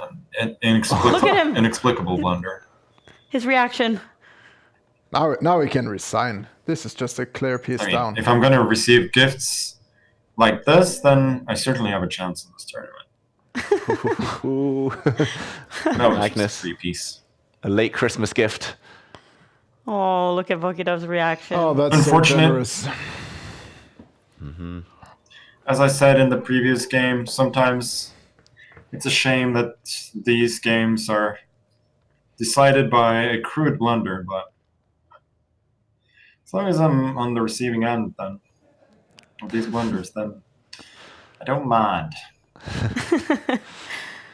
But should Vokidov give up in this position, or he's kind of working on accepting what's happened, I guess? Exactly. I mean, might as well play on a few more moves and have less of a break. You don't want to just resign here and sit for the next 3-4 minutes thinking, what have I done? Yeah. But Magnus is not going to make a mistake. Clear extra knight. That white king looks like it's ready to get checkmated somehow on the light squares. Yeah. Knight just needs to move out the way, and there will be a checkmate in the corner here on h1. Wow, what a gift. He literally set it up himself, Vokidov. I'm glad it's Magnus being harsh. It saves us doing our job of being harsh, but yeah. Oh, Hikaru loses. Oh, some surprises. Already as well. They can often get away with losing one game and still winning the entire tournament, but that's going to be tough for Hikaru to come back from. Especially if Magnus keeps getting those gifts. Yeah. It strikes me that Magnus often receives these type of gifts. I think it's a clear indication that it's like mentally quite difficult to play against Magnus because they know Magnus is Magnus, and it gives him some leeway. I think that other players doesn't have. G3 was winning. Yeah. Now Magnus is analyzing his game. He knows that Also he didn't have a perfect position earlier on. He was struggling quite a bit. He was quite unhappy. He had such a passive position, and he was able to come back from it. And here we see Alexei Sarana, who's also won several Title Tuesdays through the years, and he has a bit of a time advantage, but a slightly worse position. He has a knight in place of a rook. What do you think here, David? Yeah, he doesn't have any pawns for the material, so he must be worse. And a big blunder there, allowing a hit on the rook, which is defending this pawn. That looks like a horrible mistake, and now black is all tied up. I'm wondering whether white can at some point start pushing pawns. Kicks away the black knight first of all. I was going to say black is pretty stable, like putting the knight in the center earlier, just sit on the position, block it up. It's going to be hard for white to break through, but now the knight... A2, C3? Yeah, the only hope, surely. Like, way better than putting the knight on a6. That's just unthinkable. Knight a2 is the question. Doesn't go for it. Now the white pawns are coming through. Oh, wow. The knight's too Just far away. put black knight on b2, I would be very happy. A knight on this square would be checkmate. Oh, look at his expression, Sarana. He knows now the white rooks are getting active. It's collapsing. Like dominoes, all the pawns are going to drop off. You could maybe even give up your rook for a knight at some point, or you can just defend the pride and joy. Yeah, no need to give up the rook for the knight. No. But the time, though, I mean, can you survive this with black? Oh, trick. Ooh. It's at least more exciting because of the time. But not anymore. Black just can't move. The rook can never move because white will make a new queen. That's too easy for white Too easy to now. make moves, yeah. 20 This? seconds. Okay. More than enough. You can pre-move your way to victory. He's going to pick up the pawns. Serrano resigns. Zigalko gets the win.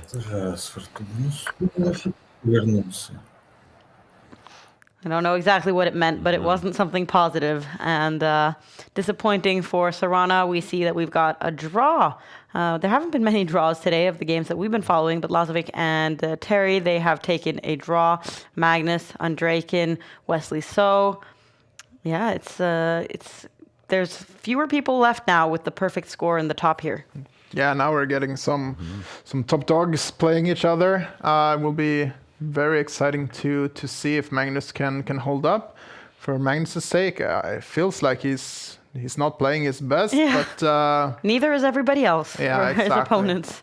Hikaru lost in 25 moves. Five moves? He got crushed. It was about to be checkmate as well. Wow. Andraken's normally a positional player, but was able to attack Hikaru successfully. This one, Bortnik's in big trouble, 2 seconds.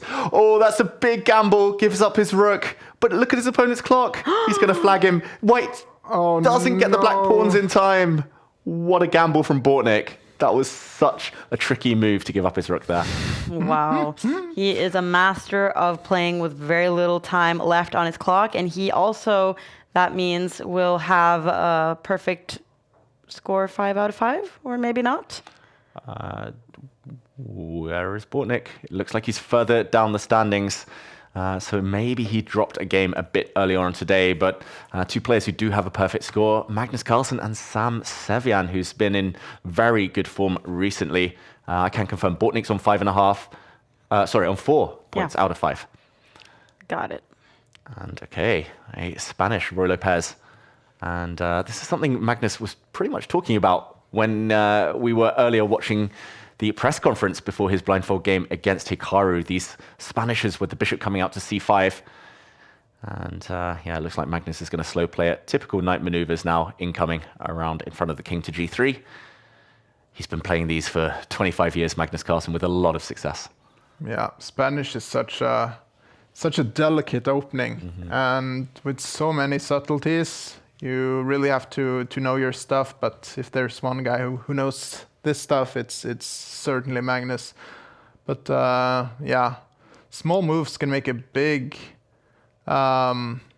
difference in the Spanish Ruy Lopez opening. I never got hold of it at all. It's really tricky. I feel like it's no King's I Gambit. don't know if that's real or not. No King's Gambit. Just going all Bishop out. d7, I'm not sure that I love. Well, is the knight coming to f5 now? Perhaps is that the thing?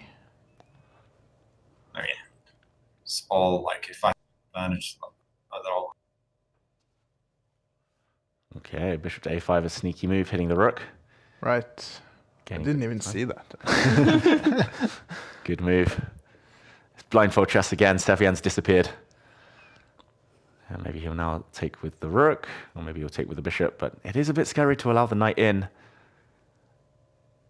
Okay, Magnus plays more positionally. He wants the light squared bishops off. If those bishops do come off the board, then black might not be so happy to have all of his pawns stuck in dark squares.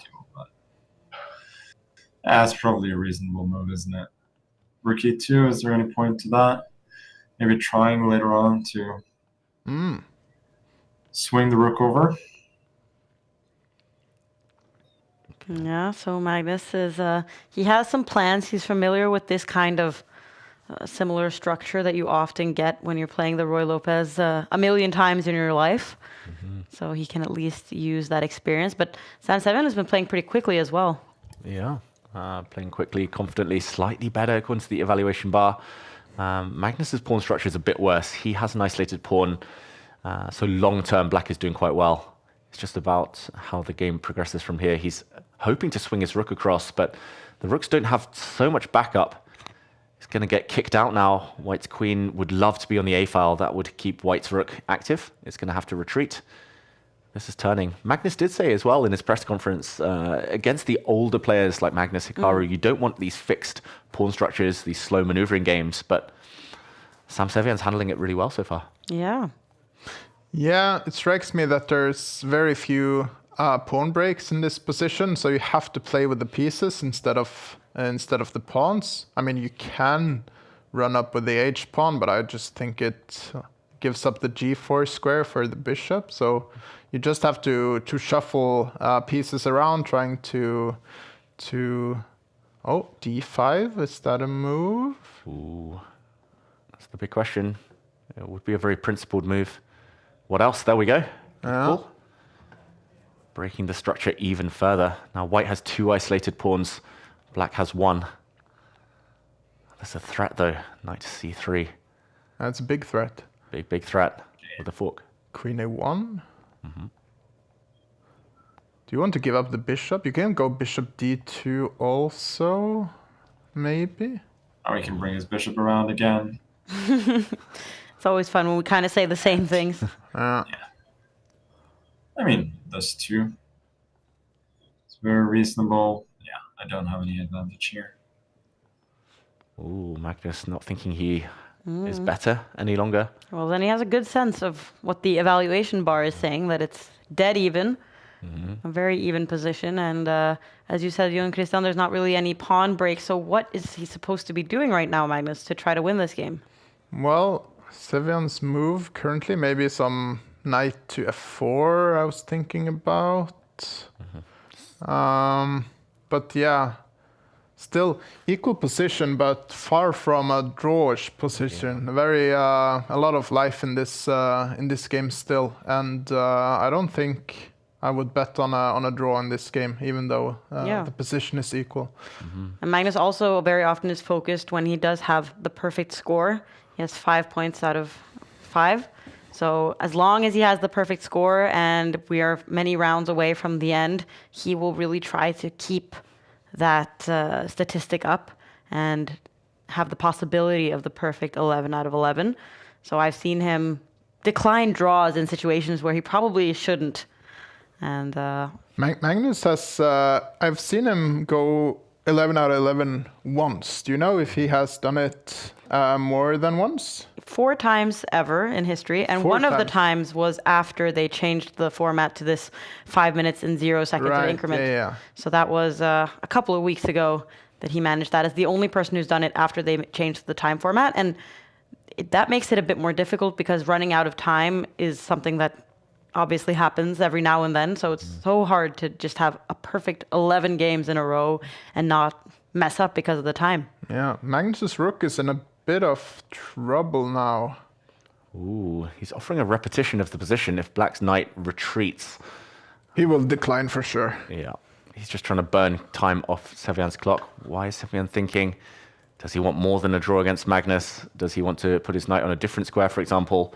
Or maybe trade off bishops first? Trading off bishops does connect the white pawns, though. Not sure how desirable that is. Maybe at some point the black knight can come into the center, but he's spending too long, Sevian. And he does offer the repetition. Second time we've seen this position. Ooh. And Magnus, moment of truth. Let's hear what he says. Tail between my legs. Really? Wow. We're going to see it fizzle out, and threefold repetition means a draw. Like Magnus he's achieved a ton by bringing the knight from d5 to b5. Ooh, dropping points. No more 11 out of 11 on the cards. He said tail between his legs, just as he was accepting that draw. And here we see not Caruana, but there he's back. And Caruana has 4.5 points so far, so he's doing well. He hasn't participated like every single week in Title Tuesday, but when he does, he's obviously one of the top contenders. And yeah, he seems to be struggling a bit here. But does have more time, but more passed pawns for Benjamin Book. Yeah, an easy plan. These positions, sometimes you can bank on the clock as a savior, but when the opponent's moves are so easy, so obvious, like pushing pawns, I tend to be skeptical you can save it. It's 3 versus 3, but Black's pawns are way ahead in this race. Tricky position still, though. I mean, as long as there's a knight, you have some time, stuff can drop, I think. A hit on the white knight has slowed Fabiano down. He's losing his time advantage. That is not a good sign for him. Is he going to give a check first? Perhaps it's mate. Yeah. Apparently it wasn't, so you play on. Okay, and Benjamin Bock, will he play the most obvious move now? Start pushing his g-pawn forward. 3 squares away from touchdown from a new queen. He's slowed right down, though. He trades off the knight. Oh. Really? No, what if you take the knight and take on h6? Yeah, you could have taken the knight and come round, back around. That was a big question. Fabiano prefers to give up a pawn just to keep his king within touching distance, no longer cut off, but 33 seconds should be enough here. Black's just pushing. Another check. Karana sitting in silence. Yeah, but we can hear his mouse click, so we can probably hear if he makes any pre-moves, but he's not doing any so far. Yeah, And we'll hear lots of clicks after each other. The louder the click, the more the frustration. He knows he's losing. Looks like Bok is doing this very cleanly. Ooh. First rank is stopped, but white's pawns are gone. Stalemate is the only way we can save it. And mate in 15, mate in 12. The bar tells it all. Mate in 15 again. Benjamin Bok. He's moving in for the kill. King is coming.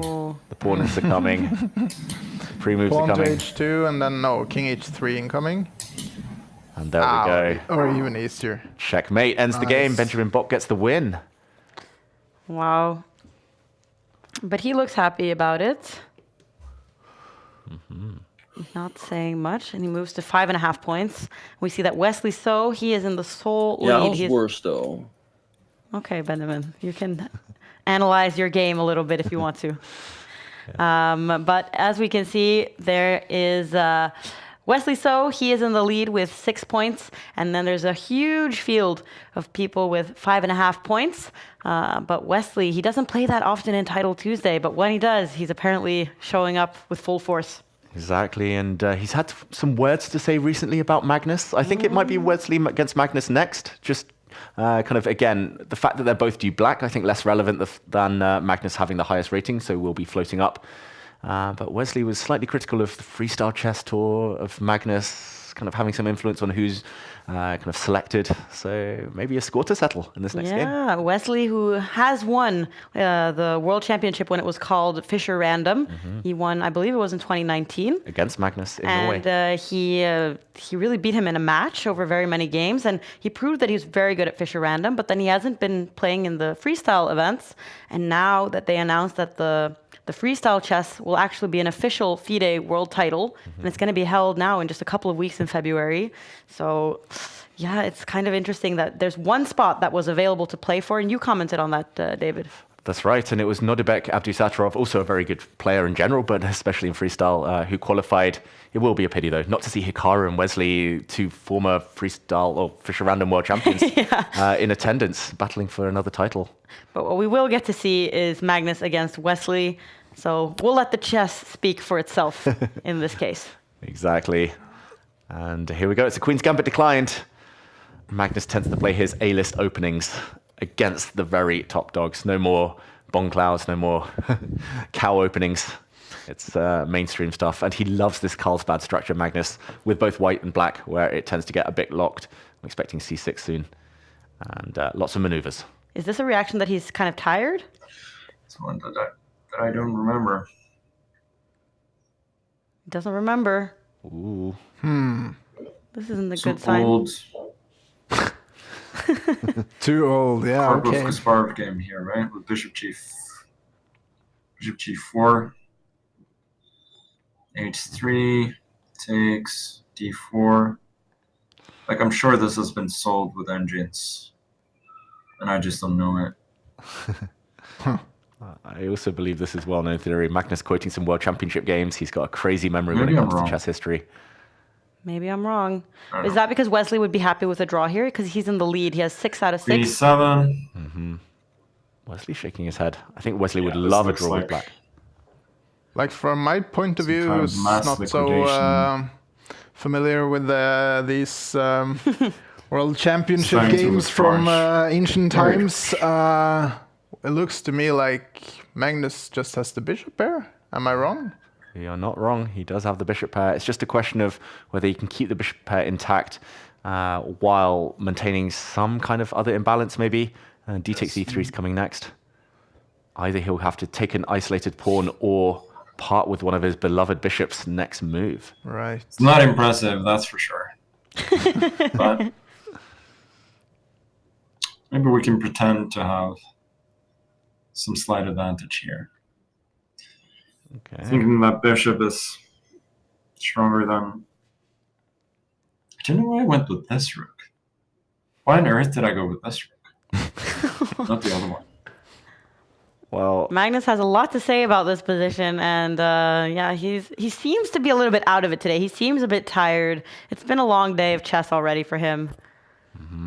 Now he's regretting which rook he moved.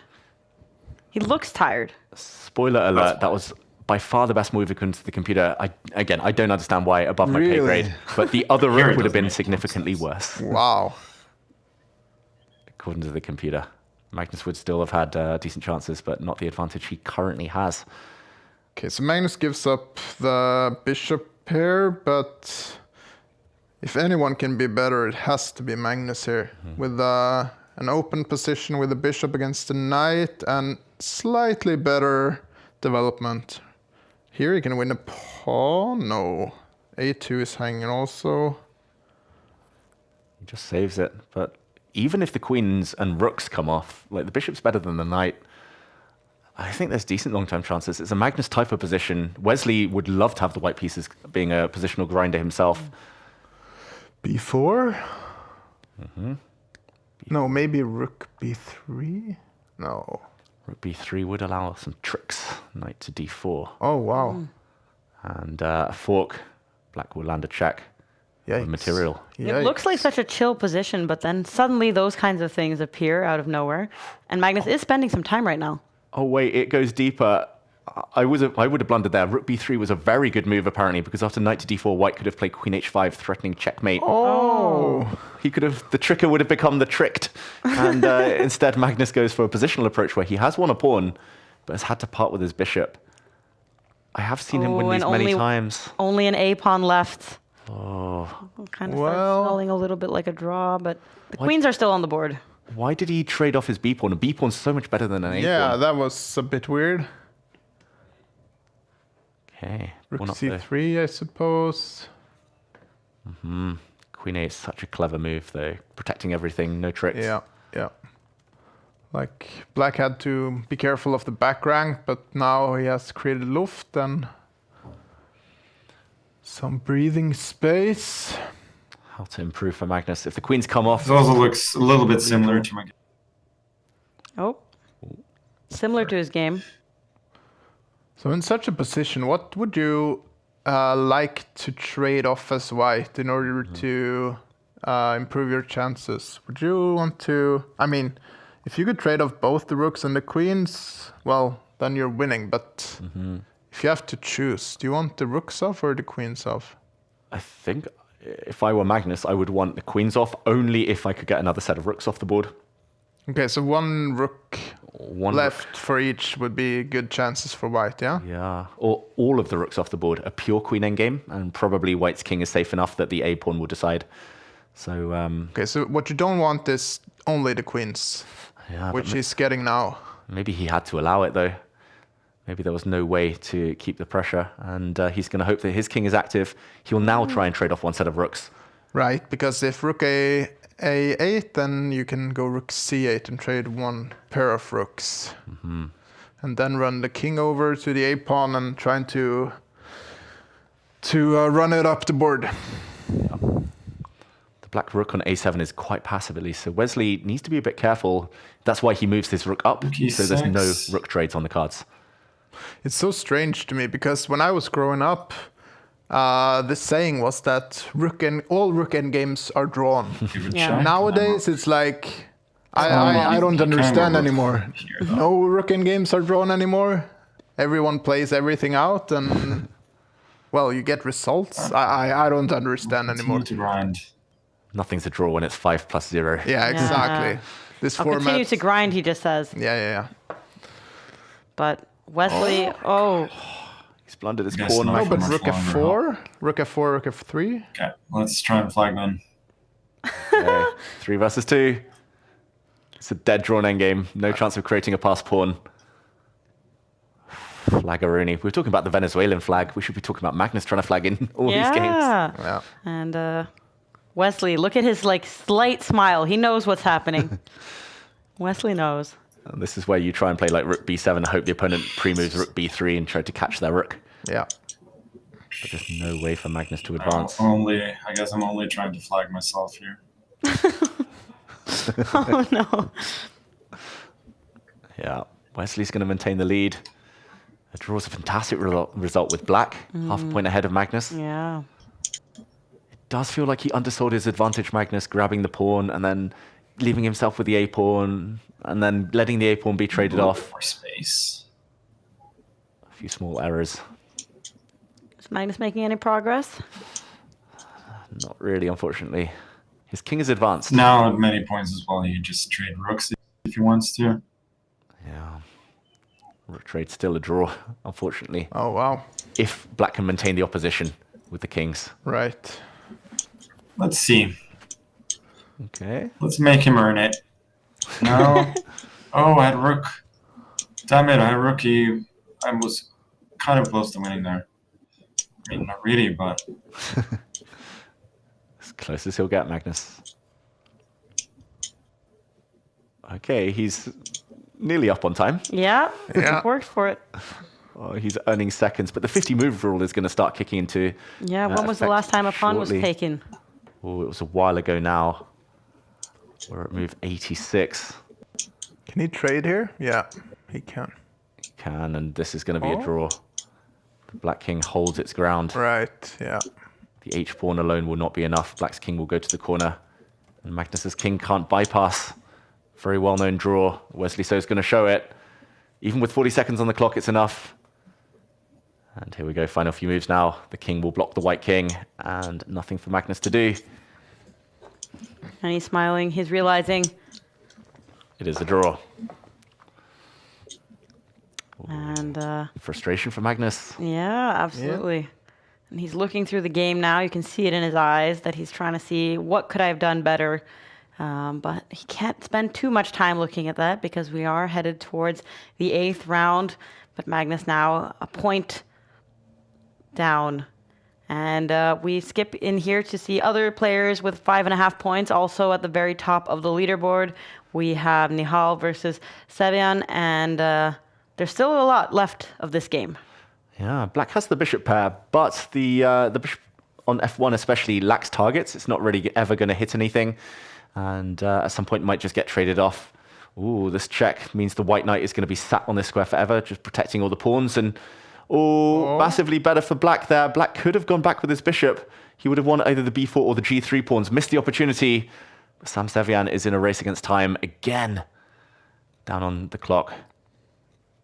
Looks like a draw with the pawns coming off. No material left. If they trade off all the remaining pawns, the game will automatically be stopped. I have a feeling Nihal wants to win this on time. Tricky knight. Easier to play with a knight. Easier to keep the pawns on with the knight. And he does allow a knight trade though. And just like the Magnus against Wesley So game, it's going to end in a drawn king and pawn ending. There we go. Fair result. Fair result indeed. And that means that there are even more players, just like Magnus, who are at 6 points. But we do see that Jeffrey Zhang, he has won his game against Benjamin Book, which means that he is also now in the lead together with Wesley So. So the two Americans, when we look at the country standings, the U.S. on top with 30 points right now, followed by India, and then Poland, Norway, number 12, England, nowhere to be seen, David. Oh, no. But we are getting ready for round 8, and the two leaders, it's a hint to you that you have to start playing, but at the same time, you have to be here. England came 20th last week, so just inside, just in our graphic. Yeah. But this week they're missing some strong players, like Simon Williams, who's commentating on Tata Steel. But in the meantime, we jump in. It's Hikaru versus Pranav. And we see a Rossolimo Sicilian with the bishop coming out to b5. Often there's an early trade, maybe not in this game. More positional approach from Hikaru, who's caught up just behind the leaders now. Yeah, Ghost Rider is back. This is something that has been discussed quite a lot recently, this opening, I think. I don't play it so much myself, but I feel like where you place your bishop, if you go rook e1 and bishop f1 or however else you want to play it, it feels like this is something that has been theorized a lot. Yeah, very deeply studied. All of these variations with bishop b5 nowadays, really, really trendy. The idea is if white builds a big pawn center now, there might be some exchanges, and the black knight would have jumped into b4 to try and get the bishop pair. So Hikaru holds off. And now the big question is whether white can advance in the center. He just plays it slowly. D3 seems a bit passive. Yeah, he's going to slow play it. He's going to bring his knight around. Wow, this is Hikaru just trying to keep the game going, and he's going to try and flag his opponent later. Oh, he's just moving pieces and playing chess, trying to. Knight h6, king g7. But then again, it feels like he accepts a slightly worse position. Did he just say knight Knight h6? g4, the king can still move. Either we're behind or he's behind. He was talking about a king on g7, which I don't think is likely to be happening anytime soon. He's probably just thinking really, really deeply. Maybe he's playing blindfold chess as well as playing this game. I mean, it's a move. I don't really want to play it, though, so I'm going to go queen e2. Wait, so it is the right position? Yes. Could have just played maybe I should have just played h4 in one go anyway. He was talking about a variation way down the line. Like h4, castles, h5, knight h8, h6, and then there would have been some stuff. Okay, wow. That's crazy that you have to think that far ahead, even in this position. Like, if I saw this, I wouldn't be thinking, oh, I have an attack on the king. I'm going to go h4 here. Different wavelength. But here it comes. Here it comes what he was talking about earlier. He's going to be pushing his pawn. Makes a lot of sense. The knight on g6 is a bit misplaced. Unless it can jump into the center at some point and trade off, it might well get kicked into a really ugly square in the corner. Reasonable move. I can obviously take and play f4 if I want to. For some reason not to do that. Happens? I can also move the knight so if to you take on e5 and then d5, then queen takes, and you get some mating threats, so the knight isn't falling. Very, very important variation there. Forcing moves first. Pranav can hold things together with tactics. And it's so interesting when Hikaru was talking about this variation of pushing his pawn all the way up to the other side, and the knight was going to go into the corner, and then that doesn't really happen. So it feels like you spend so much energy looking at things that never happen. That's like 95% of chess. And I can understand that they get exhausted after playing 11 rounds like this, and he's already played blindfold chess earlier in the day. Surely we'll see some big mistakes towards the end here. Exactly. Hikaru had one off round earlier today, but can he avoid that happening again? You're right. More like chess, it's like an ocean. Like there's so much beneath the surface that you just barely see. And Hikaru does look frustrated at himself for being a minute down. That's very rare, a very rare sight. He's pushed his pawns. Black is blocked. The center is very tense. Loads of options for both sides to block, to open things up. But being down on time is something Hikaru hates. So, okay, we see some exchanges. Magnus is doing way better in his game, according to our little live update at the top of the screen. So the pressure is on some of these other players who also have 6 points here. Yeah, it's very interesting talking about Magnus, that he wins as much as he actually does. Because, I mean, surely Magnus has proven that he's the favorite in these tournaments, but if we compare Magnus against the rest of the field, I mean, he should be massively disadvantaged. I mean, I don't know how many percentage I would give him, but yeah, I don't know. The rest of the field should win way more tournaments than Magnus. Yeah, he's won 7 out of the 16 Title Tuesdays that he's participated in after they changed the format, almost half. That's crazy. Especially given how rarely, like Hikaru hasn't won in a very long time, it feels like. I think he's only won once or twice. Yeah. And he's almost at the same level. So Exactly. And I don't think in this split even, it's been a long, long time since Hikaru won. Alireza Firouzja's only won 1. There have been multiple players to win 1. I think statistically that's always going to be the case. But to do what Magnus does, to win it so many times. I mean, this is a fascinating position in the meantime, with Hikaru kind of banking everything on a later kingside attack. He's kind of just given the b file to black. The white pieces are all a bit stuck. But okay, Okay, here we go, an exchange, and at least the white knight now gets a beautiful outpost in the center. Why do you want to give away this beautiful bishop that had the long diagonal? I don't understand this whatsoever. For black's from black's perspective. Black had a bishop here, white had a bishop on d1. Yeah. Comparison is exactly as you say, like positionally. I think there's an urge to do something in blitz that, chess. of course, but I go here maybe. So even though the Still 92 of evaluation queen bar d7. says the white is better, this is really tricky still. I mean, if the white king is really in the open, but right now it's more or less secured. This can turn quickly though. Yeah. So I go bishop d2. Black wants to come in. Say hello. Yeah. He says, okay, you're welcome to trade off. See what he does here. Okay. So if you get an endgame now, queen b1, trading off the queens, I think black should be doing very well, right? Okay, the knight was I hanging. can play but- queen g2. I gotta move. I'm too slow though again. I'm too slow.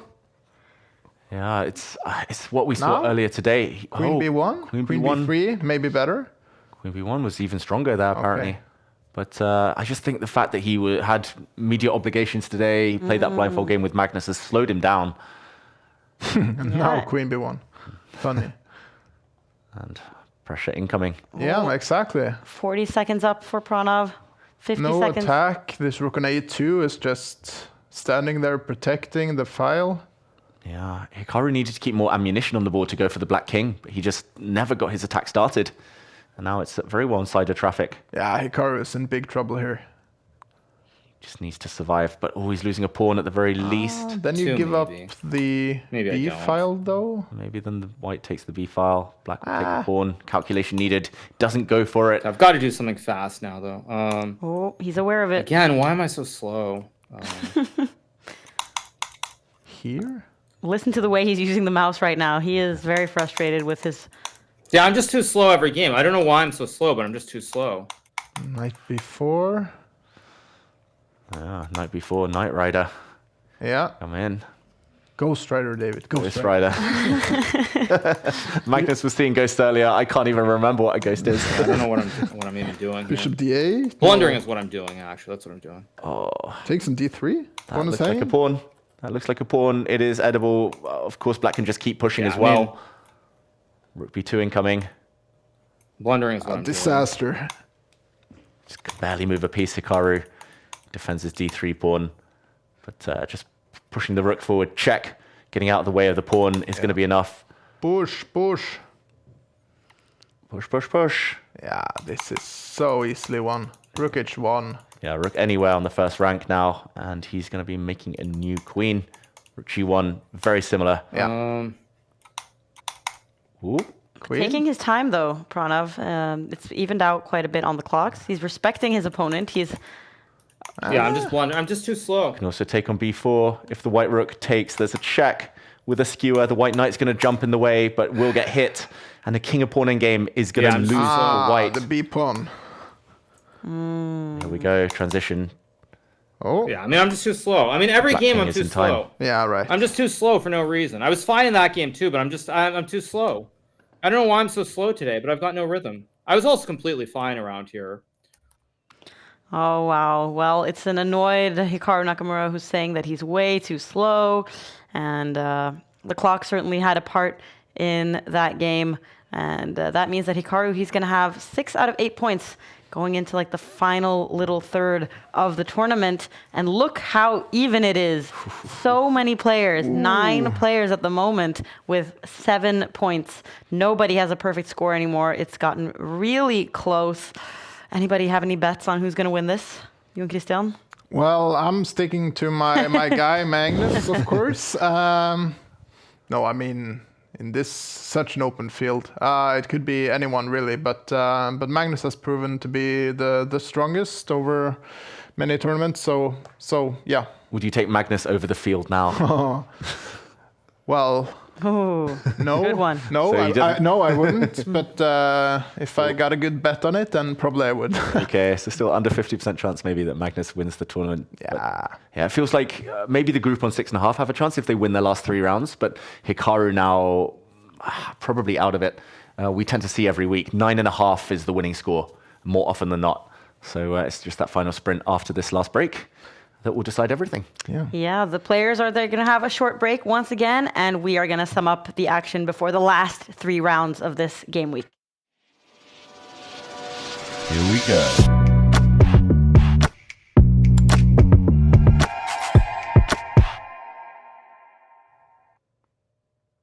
All right, and we can see that there are so many players that are doing very well. It's a really open tournament, and when there are more than 300 participants, you really got to have enough points. David, do you have any prediction of how many points you'll need to win this week's Title Tuesday? 10 wins it, that's for sure now, but 9.5, I think. I think maybe we see 2 players in 9.5, and the player with the better tiebreak, which tends to be whoever's been leading from the start. Magnus among them, Wesley so as well. I'll say Magnus or Wesley, 9.5. Do you know how often there has been tie breaks on the winning score? It tends to be quite a lot. It tends to be probably just under half of the time. If there's not a runaway winner, then tie breaks tends to settle everything. And often that changes. We've seen it multiple times change last minute just due to a former opponent having scored in the last round. Yeah, it's brutal. It's tiny margins at this top level. I was also thinking about, we looked at the country score, but have we looked at the naming score? That one we don't have. Is Pranav or Svane leading the naming score? Oh, good question. The names, I guess. What other names could be good? Sam? Is there several? There are some Sams. If Sam Shankland is playing. David Navarre is playing. Oh, the Davids are good. The Davids are good. Where's Paravian? Where's David Anton? All right. And while we are waiting for the next round to start, I thought I would mention to you guys some of the stuff that the Take group here, the offices where we're sitting, what they're working on. Or maybe you can explain a little bit of it, David. I can indeed. And for everyone at home who's probably been watching, or hopefully been watching since the start, you might have seen a barcode, QR code just below us. That is because you can join something very special, very new, and it's something that will hopefully appeal to everyone. It's a new app that's incoming. We teased the social side earlier, Maud, where Magnus is getting involved, where you can share your brilliant moves, your blunders with your friends. You can tease them, roast them, anything you want. And it's coming very shortly. You can join the waitlist, and you can be one of the first. And I have opened the app now on my phone. And what I think is kind of fun is that here we can see when people have been playing. So David, you were playing 23 hours ago. Guilty. Mats, the CEO of Take, he was playing 2 hours ago during the workday. So that can be interesting for anyone to note. And he was playing some Bullet, apparently. But what I thought was very fun the other day, because I did join this app very recently, was that on my profile, I can see all of my activity. And I was playing a game on the subway. And it was kind of stressful because playing Bullet on the subway when you're losing internet connection, and I had to at some point get off the subway, and it was snowing, and it was not a good time to be doing that. So I called this, I named this game where I did end up winning quite a lot of rating points because I hadn't played Bullet in a while. And I did play the two minutes and an extra second because I couldn't play normal Bullet. That was just too irresponsible. And I got this achievement where I got a fork on so many pieces, and I actually got this achievement that I was very happy about. But the notification that was amazing to get was the fact that none other than Magnus Carlsen had commented on my game, and I was so proud that it was a game I won, thank God, where I did manage to fork all of these pieces at the same time, including the king. So that's fun. I'm going to like his comment. And you can see what other players are up to. And it's fun to see how many minutes in a week you've been playing. Actually, I don't usually play that much online anymore. But now I can see, okay, I've played an hour this week. And David, you've played a lot of hours. Yeah, I don't want to show how many hours I've been playing this week. I remember the days when young Christian used to watch me play all night long, 18-hour streaks. But yeah, it's just a lot of fun. You can see who's active as well. You can go and follow Magnus, for example. Anytime he's online playing, you'll get notified. You can follow his over-the-board chess, his online chess, everything. And I thought it was very fun that he, this was against Misha Nick, but he played, this is the game he played against Pranav. Oh, maybe he won this one. But it's interesting to see like the top players are just playing blitz and bullet games randomly against each other in like the middle of the night. So I thought that was very fun. And you can download, or you can scan the QR code, and then you can follow Magnus and hope he sees your game like he saw my game. Exactly. Being followed by Magnus Carlsen, that's quite something. And not just the social side, of course. People can study their games. There is a coach on there. You can learn a lot, achieve all of those special badges. Family Forker there, for example, Maud. And the QR code below, link above for anyone at home. All right, and let's take a look at some of the action that we've had so far in this Title Tuesday, because this was Magnus kind of losing his mind a little bit. Yeah, this was dramatic stuff. Magnus was dead lost. And here, if the White Knight had retreated back to E2, it would have been Magnus on the brink of defeat. But things turned around so quickly. First, a slightly strange knight move from Vokidov, placing the knight on a nice square, but not really doing much. And then a terminal blunder, a shocker here from Vokidov, who was actually up on time. He ended up moving his queen forward, but after the black bishop took the white knight on b6, he'd won a piece. The white queen is undefended. The queen's staring each other. The black bishop defends its queen, and realization from Vokidov. Magnus called it a gift, and he kept his 100% score at this time. Thanks. If I'm going to receive gifts like this, then I certainly have a chance in this tournament. All right, and let's see if Magnus is going to get any more gifts now that there are only 3 rounds remaining, and round 9 has already started. And we jump into Magnus's game against Jeffrey Zhang, looking like a very threatening, dark opponent right now. He's the real Ghost Rider. You can barely see him. Yes. He's also playing black, so yeah. Feels like it's the correct lightning. Exactly. Chess players, maybe not the best with their cameras in general, but I know the feeling. I play a lot of blitz bullet in the dark. In the meantime, we saw the Reti opening. We jump in a bit later, but White Knight came out to F3 on move 1, something Magnus did also against Hikaru earlier today in that blindfold game, and it made its whole way across the board. It's kind of a reverse Grunfeld setup White's gone for, and now I'm expecting Magnus to start challenging the head of Black's pawn chain. Slightly better for White. Okay, he brings his knight out first. He's going after the bishop pair, also very logical. Oh, it looks so sunny and nice where Jeffrey Zhang is located. Wish I was there instead of in snowy Oslo. Yeah, and Magnus also having left the last time he was in the studio, he just looked at me and David and was like, I can't bear the darkness and the cold.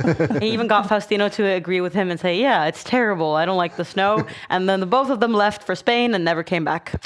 Yeah. Never to be seen again. Chilling out in Barcelona. What a life. And okay, we see some action now. F4 from Magnus. Will he take a pawn in the center, break up Black's pawn chain there? Will he advance and go for some kind of pawn storm on the Black king? He does take, but Jeffrey Zhang now apparently better, because at some point the Black knight will capture it in the center, or maybe even jump into e3. And White's pawn structure isn't the best any longer. Very tricky position suddenly. Very uneven. I don't know. Can you go like g5? Is that crazy to suggest? I knew you'd suggest that. I knew it. Yeah. I think it's a very aggressive move, but it's also quite a positionally well-founded one. If the white bishop ever retreats, it's just bad, and the black knight can then safely take on e5. He does play it. The question now is whether Magnus has any tactics to keep his bishop on this square for a bit longer, or whether he has to just slide back. And the black knight on e5. What tactics are you thinking of? H3? H3, bishop h3, something h3. Uh-huh. Ooh. Oh. Why did he take with that knight? He wants to keep the other one to come into e3. It's getting sharp now. I'm going to go c3. Magnus wants to push his pawn. c3. Please now, if knight e3, I get a good square for the knight after trading. Magnus wants the d4 square for his knight as a nice outpost. He wants his bishop on this diagonal, of course. There we go. On this diagonal, but he will be forced to exchange. And the question is whether Black's e3 pawn can survive. Magnus might just be a pawn up in the near future, if he can pick that one off. Black's king, I don't like the king. Yeah, because where is that king going to go? Is it just doomed to be in an eternal, terrible position the rest of the game? Seems so. Oh, but he does castle, even though the pawn in front of the king is far away. Queen h5. Yeah, let's go. Queen h5. Oh. No. Keeps it in reserve. Maybe the queen would have been kicked around a little bit. Yeah, probably. He wants the pawn. That's a easy target. Low-hanging fruit there. Hard to keep that one intact now. Yeah, so we can try like knight c4 maybe, but after b3, I'm not sure if we have any follow-up as black. Queen might be quite exposed. Ooh, Magnus's queen. Maybe he's talking about going to h5. Bit exposed. Yeah, because we only heard a little part of that, but... b5. Wow. Aiming at b4, perhaps? G1, I suppose. He wants to undermine the knight in the center.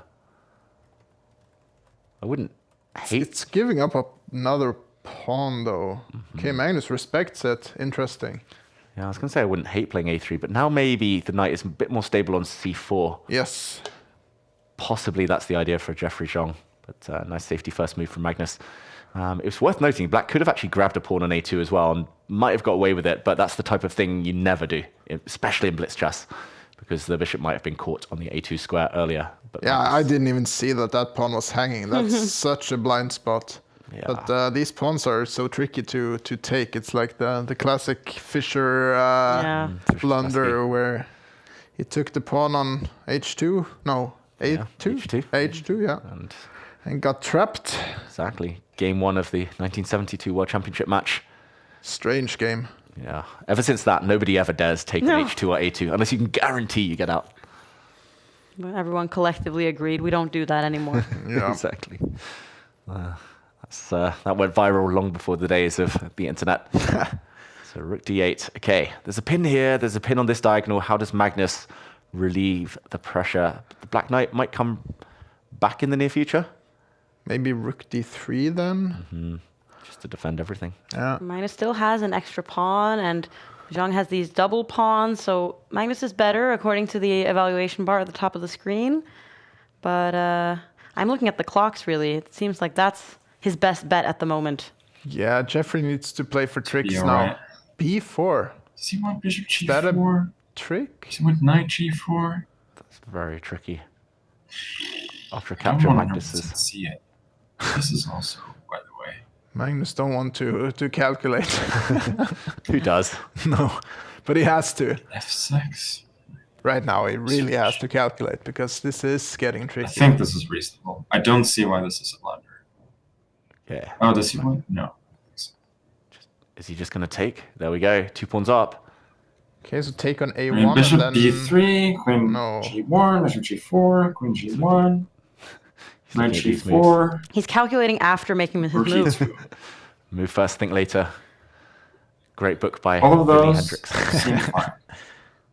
Ooh, knight g4. There's bishop c4, but that doesn't do a whole lot. He gets knight e3 later on, but Bishop c4, queen h6? just- No, it doesn't do much. gives me favorable trades, I think. Yeah, that's quite a cool idea, getting the queen across, but white will just push his pawn. Yeah. Maybe Save there's rook everything. f3 too. I don't know. This seems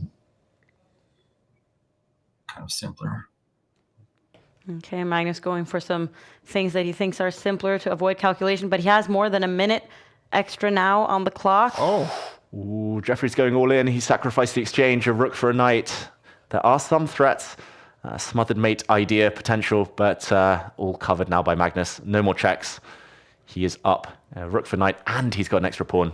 this is way too desperate. I mean, I understand Jeffrey because he was also losing on time, or time-wise he's clearly worse, so he wanted to do something drastic, but this shouldn't be enough.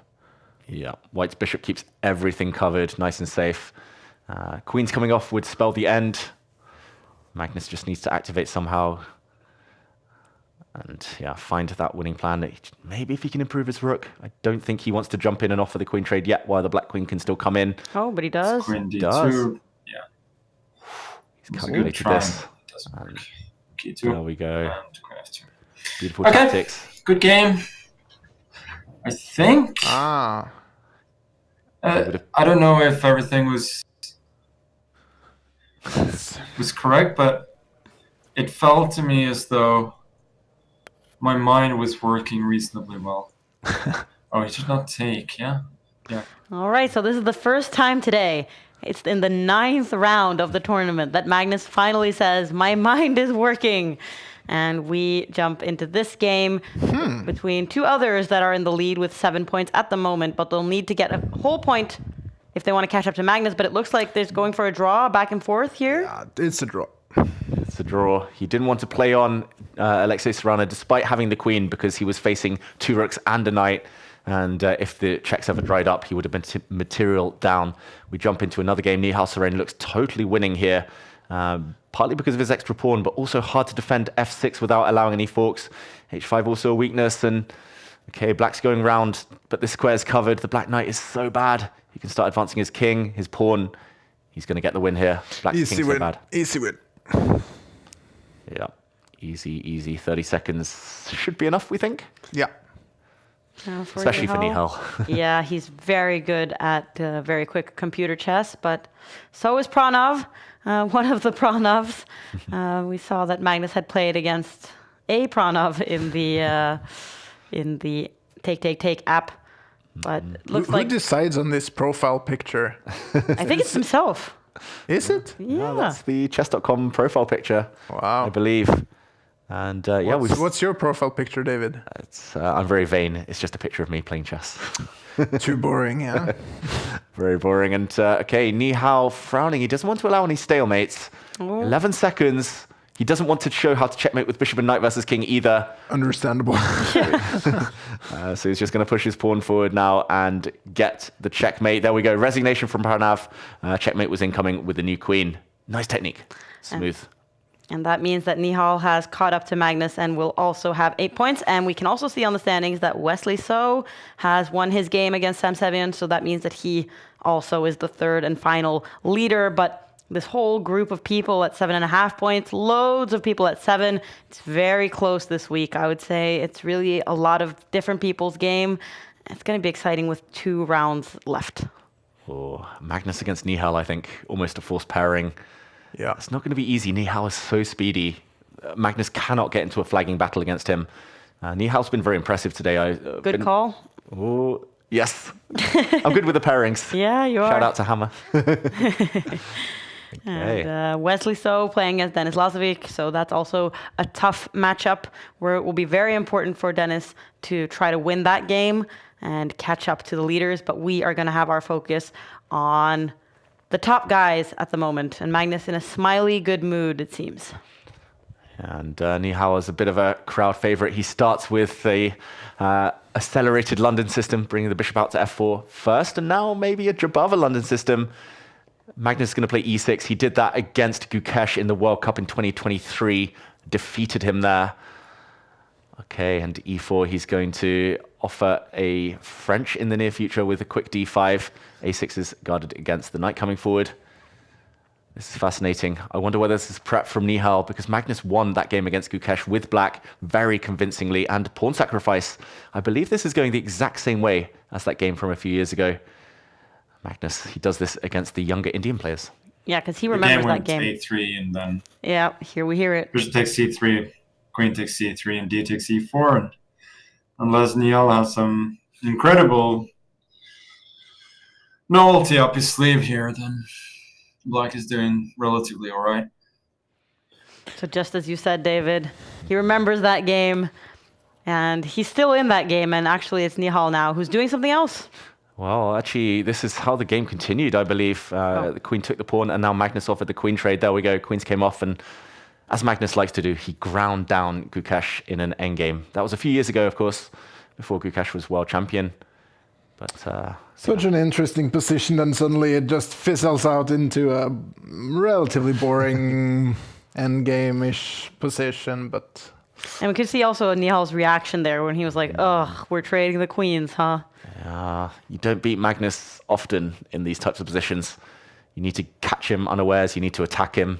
Yeah. And like you said, Jon Christian, like it's so frustrating sometimes, especially with white and the kind of top level of chess these days. Opening preparation, it's so hard to keep the game spicy. Yeah, because the position looks so spicy after just a couple of moves, like 7-8 moves in, and then you get this more or less boring position. But I mean, looks like Magnus is doing fantastic here. He has such an advantage in development, which is going to be crucial, I believe. Yeah, exactly. As you point out, take on e4 with the bishop, double threat, maybe pawn up. Yeah, the rook's fantastic. Yeah. And do you think this is what sets Magnus apart a little bit? Like, he can freestyle, he can play any opening, but also his memory is so good. Like, he'll remember a game from a few years ago. He knows everything about every opening. Nihal, maybe not aware, even though that was a really famous game. That was shown to be very good for black, this whole opening, and Nihal's just walked straight into it. Oh yeah, no, for sure. I mean, memory is so important in chess. You have to be able to remember your preps, remember openings that have been played. What is going on here exactly, by the way? Bishop f6. And then at the very least, I can invade king d1. Taking on. You take two, just like... but king takes and rook c2. Yeah, this is dumb. This rook takes g2 okay, at so the he end. goes into it. Oh my gosh. Rook takes g2 immediately. Exactly. Oh. And once he takes... Rook g2 immediately? Oh, rook takes g2. That rook in the corner is trapped. No, but king e3? What's going on there? So suspicious. What he's doing. I mean, the pawn on a6 is also hanging. This not is not really like tricky. sus in that way. I just like... Ooh. Just don't believe this can work. Magnus thinks he's winning. Yeah, but he has to be precise here, I believe. He has to Not calculate. suspicious in any way that you guys might think. Just Disclaimer from Magnus. Yeah. He has to choose his words wisely. What do you do here, David? What do you play? I'll turn on the computer. Yeah, that's not allowed. You're getting banned. I didn't even see rook takes g2, so I would have played rook takes c2 in a heartbeat. I didn't see the other one. I was actually thinking you should take this way with the rook, but the computer points out something even better. Apparently, rook takes pawn, king to e3, and I don't think it's going to happen. Rook to g6 in that position. Poorly by any Really? means. Rook g6 here now is apparently the best move. Magnus spent a lot of time now. Okay, but now it's not so clear. So the material count, he has a rook and 2 pawns for the bishop and knight, but it's a strong bishop, especially if the white rook can join. Magnus has to be quick. Yeah, because the king is more or less safe, and the rooks are kind of stuck right now. Like rook f2 maybe, but then king... I think we're just going to sack the exchange. Really? Ooh. Cut our Sacking the losses. exchange. Okay, so maybe you can pick up the a-pawn as well, but I mean, you can't hold on to all your black pawns. Magnus, his job will be to eliminate the white a-pawn, maybe the white h-pawn, to force a draw later. Nihal not going for it immediately. Maybe tempted to go for some checkmating ideas against the black king. Really? And look at the time. I mean, Magnus has spent a lot more time. a2, rook c7, Oh. rook f2. But What's his name? yeah, okay, so king d7 potentially. King d7, there's some knight checks in the air. Oh no. Ooh, the big question is whether Rook Nihal can deliver c7, checkmate now. rook c8, I start escaping. But there's no mate. 95, Like 95 you can d2 take it, check. right? And then... Or this rook and then rook d5. Like, 95, black can also give some completely checks. fine. Magnus lower on time, also a factor to count in. Yeah. Oh, and his mistake idea? from Nihal. Big Here? mistake here. There's no threats for white. Then rook f1, no? But Magnus doesn't seem very Certain secure in what's loss. going on. Oh, the bar drops. He seems very unsure, Magnus. Giving a check would have been stronger in that position. But he is threatening rook takes a3 with a skewer. Can Nihal force a draw? I think white's only playing for a draw here. What do you do with white, though? I don't find any moves. That's so complicated. This is so Okay, so maybe complicated. rook e7 followed by going back to c7 or something? Why do I have to go and mix Rook here, and then rook position back. so complicated? No, then there's rook a3, right? No. Magnus quoting some lyrics there. Another song. Why'd you have to go and make things so complicated? Nice, David. More. We were talking about the fact that you were going to sing in the studio. We finally got it. Got your wish. Oh, but look at his reactions. Niels, you're spending a lot of time right now.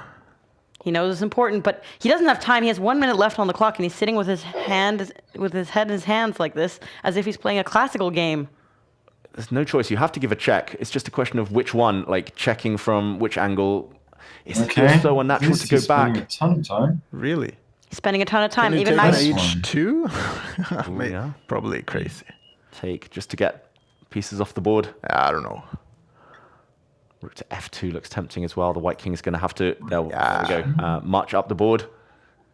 Just to keep the knight defended on the third rank. Probably King E4. Yeah,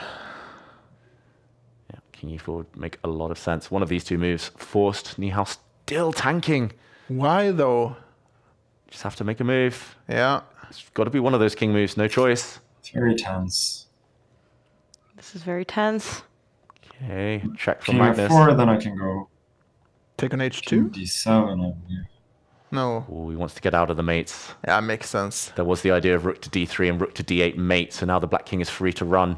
E5 should Well, be possible. E4, E6, Kind of. Kind of. 4, or If there were some checks, the king would have run in certain positions. it's not that clear, actually. Oh, Magnus is thinking. Yeah, and he has only a minute left. This could become a very interesting time scramble. Let's go for it. Let's go for it, he says, and starts pushing his pawn in the center of the board. He wants some space for his king. That's a bit too safe. He's going to run into the center. I regret that a little bit. Check. He's going to continue running. Which way? Ooh, Magnus says he's playing it a bit safe.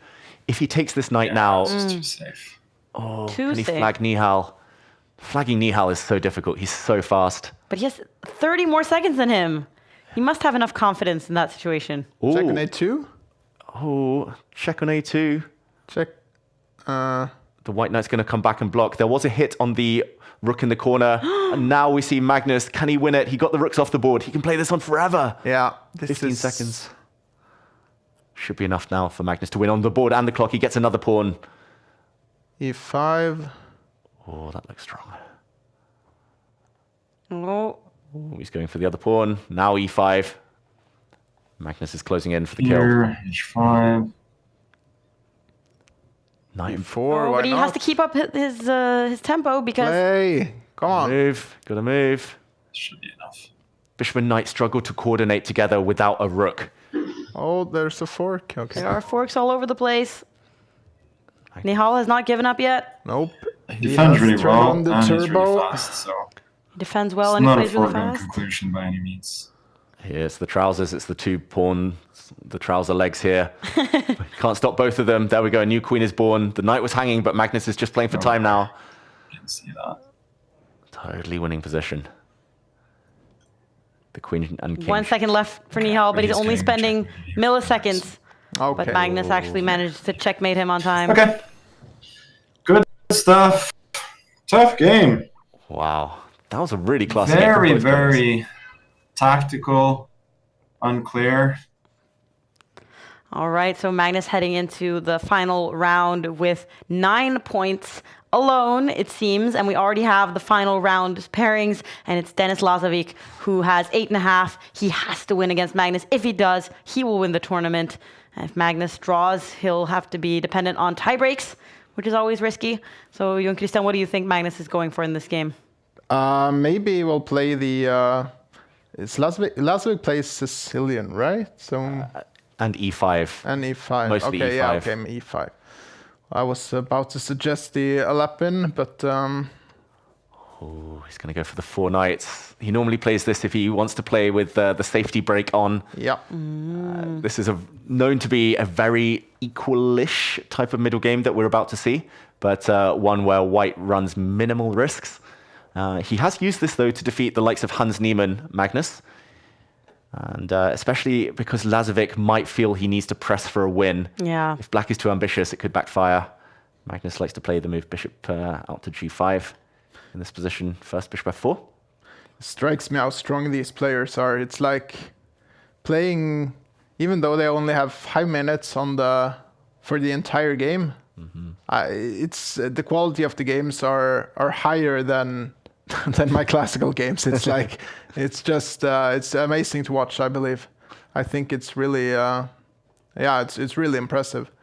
The last game as well. Yeah, well, that was really something. Yeah, that was one of the highest quality Blitz games I've seen in ages from both sides. Yep. Like Magnus wasn't playing great at the start of the day, but then he's leveled up, and Nihal fought so well, so hard. Some cool tactics as well in the previous game. But okay, here we are. Magnus on the brink of winning the tournament. He knows his fate is in his own hands, and he's doing the right thing. Just keep it simple, keep it safe. All the pieces centralized. Not too much risk here for white. Then it's scary to play against a younger, hungry player like Lazovic, who knows that he really needs to win to be able to get a victory in the entire tournament. So he's playing as a really motivated, young, very fast player. And the two of them will be facing off later in a couple of weeks in the Speed Chess Championships, semifinals and perhaps finals. So that's going to be interesting. And they've played against each other a lot in online chess. Yeah, and especially in the autumn split of Tidal Tuesday, so a few months ago, Denis Lazovic had a good score against Magnus, defeated him in some big games. But this isn't the type of position where you're too hopeful against Magnus. It's an endgame, very strategic. He's trying to give Denis an isolated pawn here in the center. Is Magnus guaranteed, though, to win the tournament if he draws this game? No, I think it depends on his...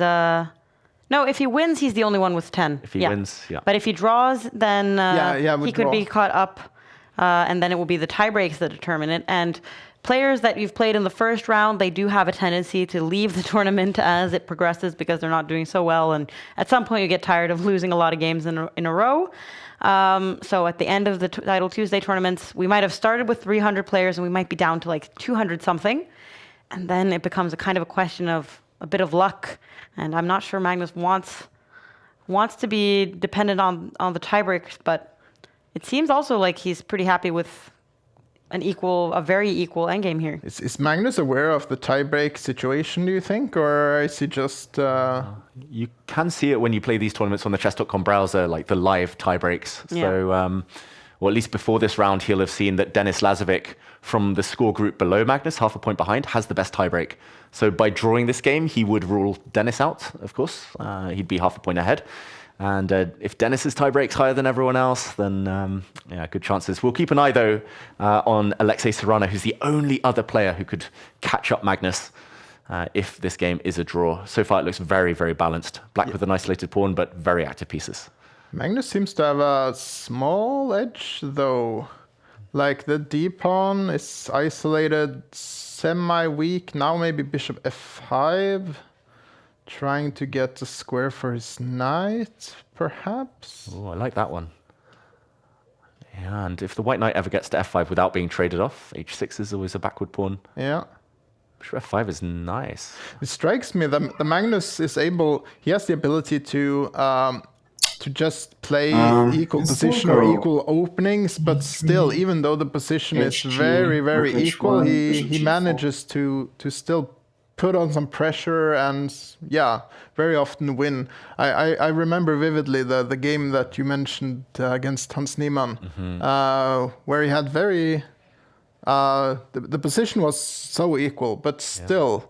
Because the game just continues, and suddenly, he gets something, and then he gets something more, and then suddenly he just wins out of the blue because he has understood something. I asked him after that game, like, were you playing for a draw? And then he didn't really want to say that he was, because he was just like, no, I was just trying to keep the game alive for a very long time. And I guess against the difficulty here against Denis Lazovic is that he's so fast. So if Magnus prolongs this game, he might find himself in time trouble because Denis has been leading by at least half a minute for the majority of the game so far. Yeah, that's the one thing that has given Denis a boost in his head-to-head against Magnus in the past is the clock. I've seen many time scrambles between these two, and Denis is a bit faster, maybe a bit more confident. Now I like Denis's position. Rook h3, perhaps, trying to create some threats. It feels like he's lost control, Magnus. King d6, bit passive, no? Doesn't change the evaluation, really. It's all level, but could have been creating some threats there, Denis. And maybe now he'll go with his rook. Different direction, though. He gives a check, But this is less effective. Now the Black King doesn't put pressure on the White Knight. I think he's just saying to Magnus, you can't improve. Maybe he'll play around a bit. Magnus would love a repetition right now, and Dennis is allowing it. Oh. Will Magnus go for a repetition now? If he puts his king back on e3, that should be the third time. Magnus is counting. Oh, he plays on. Wow. Magnus didn't want the draw. But he's not saying much, Magnus. He's very concentrated. Yeah. Very focused. Just an update that Alexei Serrana is in an equal position on board 2 against Wesley So. He's the only other player who can reach the magical 9.5 number that Magnus will get to with a draw. So maybe Magnus took a look at the other game. He was like, nah, 2 equal. Don't want to risk it. It's a bit risky, though. I mean, Magnus is down Time-wise, time I'm still as well. doing quite all right. Yeah. I'm not worried about that yet. As if he was hearing Okay, us. Magnus, okay. Too quick, too strong. 1.5 minutes he thinks is enough. He is getting active with his rook. And the time is evening out a bit. Just 20 more seconds for Lazovic now. Ooh, the knight blocks. Very important for Denis Lazovic. He's trying to remove White's best piece, the knight, so that he can get some of the white pawns. But, okay, this is getting a bit tactical. Tricky. Tactics in the air. King goes back. Magnus going pawn hunting. Ultimately, this rook endgame should be a draw. Magnus might emerge with an extra pawn, but... Will he, though? Oh, yeah, maybe not. It's so hard to calculate these things in a good way. There's always another pawn hanging somehow. This is reminiscent of Magnus last week when he managed to lose an equal rook endgame. And, Magnus, he's playing this close to the edge. He cannot win any longer. Denis Lazovic has the extra pawn and has the easy plan of pushing forward. It's not great that he's playing against an f-pawn, which is actually quite a good one to have, especially if the white g-pawn's ever lost. Oh, this is not good at all. This is not good for Magnus. He should have bailed out with that threefold repetition. He lost control and is panicking on the clock. Dennis is winning this, I believe.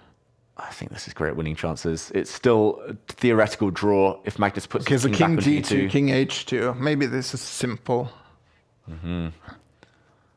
If Denis Lazovic locks in his rook, it is simple now with the king going back, not allowing any checks. The white rook will protect its pawn if need be. If the black king ever comes over to the other side of the board, there will be some checks from behind. Oh, Magnus is not enjoying this, though. Pure suffering. Yeah, you can see it in his face. Oof. Very concentrated. Not talking a lot. Yeah, you can repeat the position. He just has to make sure he doesn't lose the g-pawn. That would be a lost endgame if the g-pawn disappears. Now he's getting ready to check the black king from behind, which has no safe squares, cannot hide amongst its pawn, its rooks. Magnus goes back, keeping the black rook under lock and key. This is really instructive. It is a drawn endgame. Magnus just has enough waiting moves with his king. Dennis can play on time, though.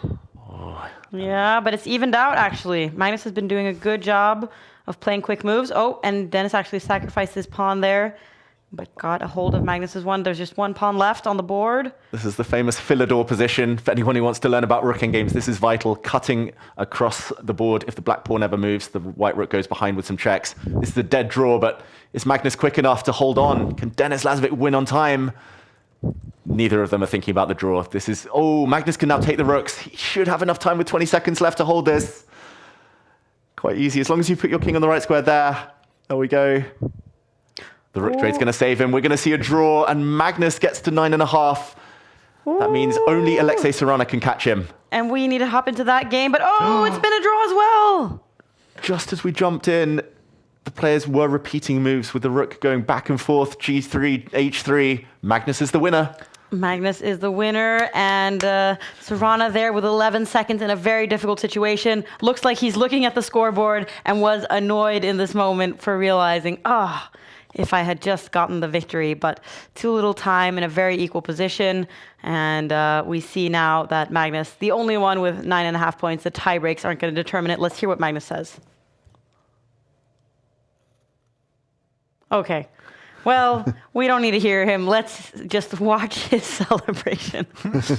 Doesn't look like it's the biggest victory he's ever experienced, but I think Magnus, he started to get more happy with his play around round 9 when he said, finally, my mind is working again. Exactly. It's as if he woke up finally.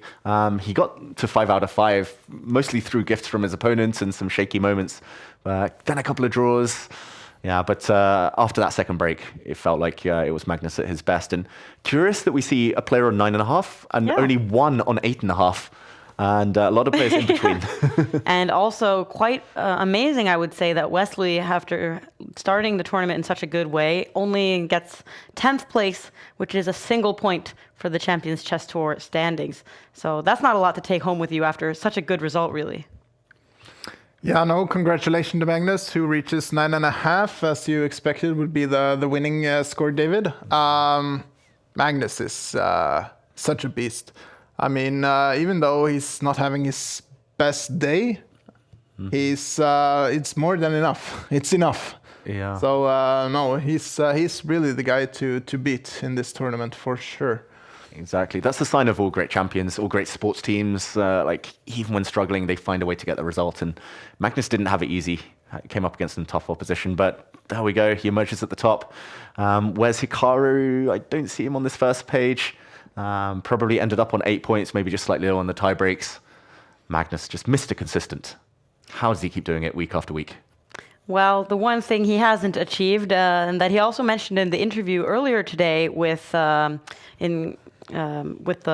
blindfold chess, was the fact that he hasn't won the Olympiad, like the team country standings. And that was my very smooth transition into seeing what country has done the best. And it was won by the US, but it was very close. India in second place. Poland also very regularly performing very well. Norway, number 9. Haven't had time to look at the other Norwegian players, but there are quite a lot of good players that have been participating here. Jon Christian, I mean, we've had Elham and Håvard Haug. A lot of these guys, they're playing every single week. Yeah, they are very good at the Blitz, but they haven't gotten into the top elite just yet, at least. But they're still young, so they have some years to improve still, and I believe that they can. We have to follow the Norwegians going forward. Yeah. But we also see that Denis Lazovic, he got second place, and Jeffrey Zhang. It must also be a little bit annoying to be Merzin and some of these other players that are participating all the time to get as many points as second place. But because of tie breaks, you get a lot fewer points in the Champions Chess Tour leaderboard. Exactly. It can be frustrating. We said it earlier, small margins at the top level. That's why it's consistency. Playing every week helps to kind of boost your chances. And for the likes of Lazovic, Zhang, getting those points here is important, but also playing throughout every week of the winter split, of the spring split that's incoming. For Denis Lazovic, it's going to be fun to see him up against Magnus at the Speed Chess Championship in a couple of weeks. It was a really tight game between them at the end.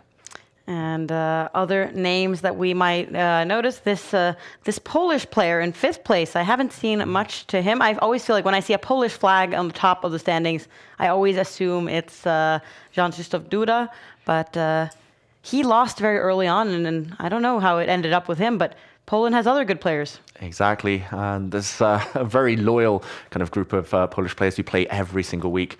I'm not going to try and pronounce Peklesa's first name, Zbigniew Peklesa, but I've actually played him many times online. He's very quick, very tricky, so nice to see some surprise packages in the top 10. And what we're waiting for at the moment is hopefully to hear from Denis Lazovic, who got second place here, because Magnus, he is traveling. As we know, he's been in Barcelona. He's been doing this event. He's had a very, very long chess day. So we won't get to hear from him, but he is the winner of the week. And let's hope that we can hear from Denis Lazovic in a couple of moments. And besides that, I mean, other players that we have here, we can now hopefully welcome Denis Lazovic to the broadcast. Can you hear the Take studio, Denis? Yes, hello. Hello, and congratulations on second place. You're happy about that, or are you disappointed with the final draw? Yeah, I'm happy, although during the last game I thought that I even had some chances to win, but overall I'm happy. Yeah, I checked the game, so I've never had a winning position, so I'm happy. Yeah. And you're playing a lot of these Titled Tuesday events. How important is it for you to secure a victory in the tournament in total? Or are you more prioritizing the standings, the Champions Chess Tour standings, qualifying for the Esports World Cup? Like one Title Tuesday is not really important for me, but in general, it's kind of improved my confidence and give me some motivation if I play good in general, and when I play good in Title Tuesday or Title Tuesdays or Title Thursdays, it's not really important for me, but it's better to play good than to play bad here. And you have qualified for the Speed Chess Championship semi-final, or the finals that are going to be played in February. Is this a good way to prepare for that final? Yeah, but before, when Title Tuesdays has 3+1 control, it will be better. It was better to prepare because I will play with increment. So in general, I try to play blitz with increment. I think it's more useful, but every blitz game kind of help to be in a good shape, and especially I can play against many strong players here. So yeah, it's kind of good preparation for Speed Chess Championship. All right. Well, congratulations again on second place and securing a lot more points and increasing your probability to get to the Esports World Cup. See you next week on Tuesday again. Yeah. Thanks so much. Thank you. All right, so that was second place finisher Denis Lazovic, who is playing a lot of online tournaments. He was talking about the 3+0 Thursday tournaments. I've seen him play some Freestyle Fridays. It's basically the only thing he does is play online tournaments. Exactly. He pretty much runs his business through through these online events, and so consistent, so successful. Very inspiring, I think, for younger players who just want to play as much chess as possible. It is viable as a career, but he's very focused. It's so impressive, young Christian. Yeah, I think somebody has to secure your job, David. So someone has to play these tournaments, of course. So, exactly. So you have something to comment on. No, but, keeping you employed. Yes, exactly. Keep going, Dennis. Keep going. All right, and let's take a look at the Split 2 standings now that we have them updated. Magnus securing another 10 points. That means a lot. And he really establishes himself at the top. And then Sam Sevian, who had equally many points as the second place finisher, Lazovic, he only gets 2 points because of worse tie breaks. And Dennis climbing up, and Hikaru falling down to 7th place now, not securing a single point this week either. This is the second week in a row he doesn't finish among the top 10. Yeah, he's also had a busy day, just like Magnus.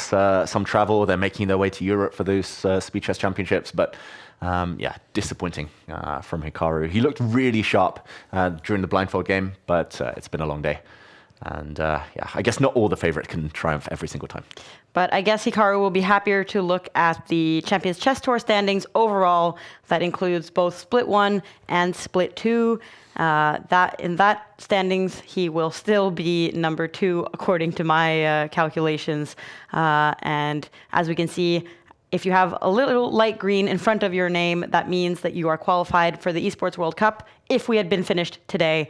And Lazovic, who is in 4th place here, he also secures more points. He's 1 point away from overtaking Duda. Oof, it's looking good for him, especially if he can come top 3 as well in the Speed Chess Championship. For players who weren't here this week, the likes of Alireza Firouzja, Vincent Keimer, busy at Vaikanze, good news that they're still just inside that top 7. But it's getting closer. And of course, it's going to get even closer as the weeks tick on. And we're going to be back here the next Tuesday for more Title Tuesdays. This was Game Week 8, but we have 5 more weeks of this split, and then we're going to have 13 more Tuesdays after that. So this is we're just getting started. Thank you for being here today with us, Jon Christian. It's been a pleasure. And thank you as always, David. We're happy to keep you employed. And we will see you guys next Tuesday for more chess on Title Tuesday. Oh, just take that rook. No, Alan should be taking black's rook. Now it's going to be checkmate. Easy. Magnus gets it just in time. 2 seconds. Very easy. White's best move, apparently, to get a big advantage is to play d5. Oh, But wow. Impossible to find. impossible. That square is covered literally 4 times. Pawn, pawn, knight, queen. If he goes king b1, that's a move I'm happy to see, because that means he couldn't find anything, so now I can just like play normal chess, like queen d7. So that's just ridiculous. King a3, queen a4 is just checkmate. And now we see Magnus. Can he win it? He got the rooks off the board. He can play this on forever. Yeah. There we go. A new queen is born. The knight was hanging, but Magnus is just playing for time now. Magnus actually managed to checkmate him on time. Okay, tough game.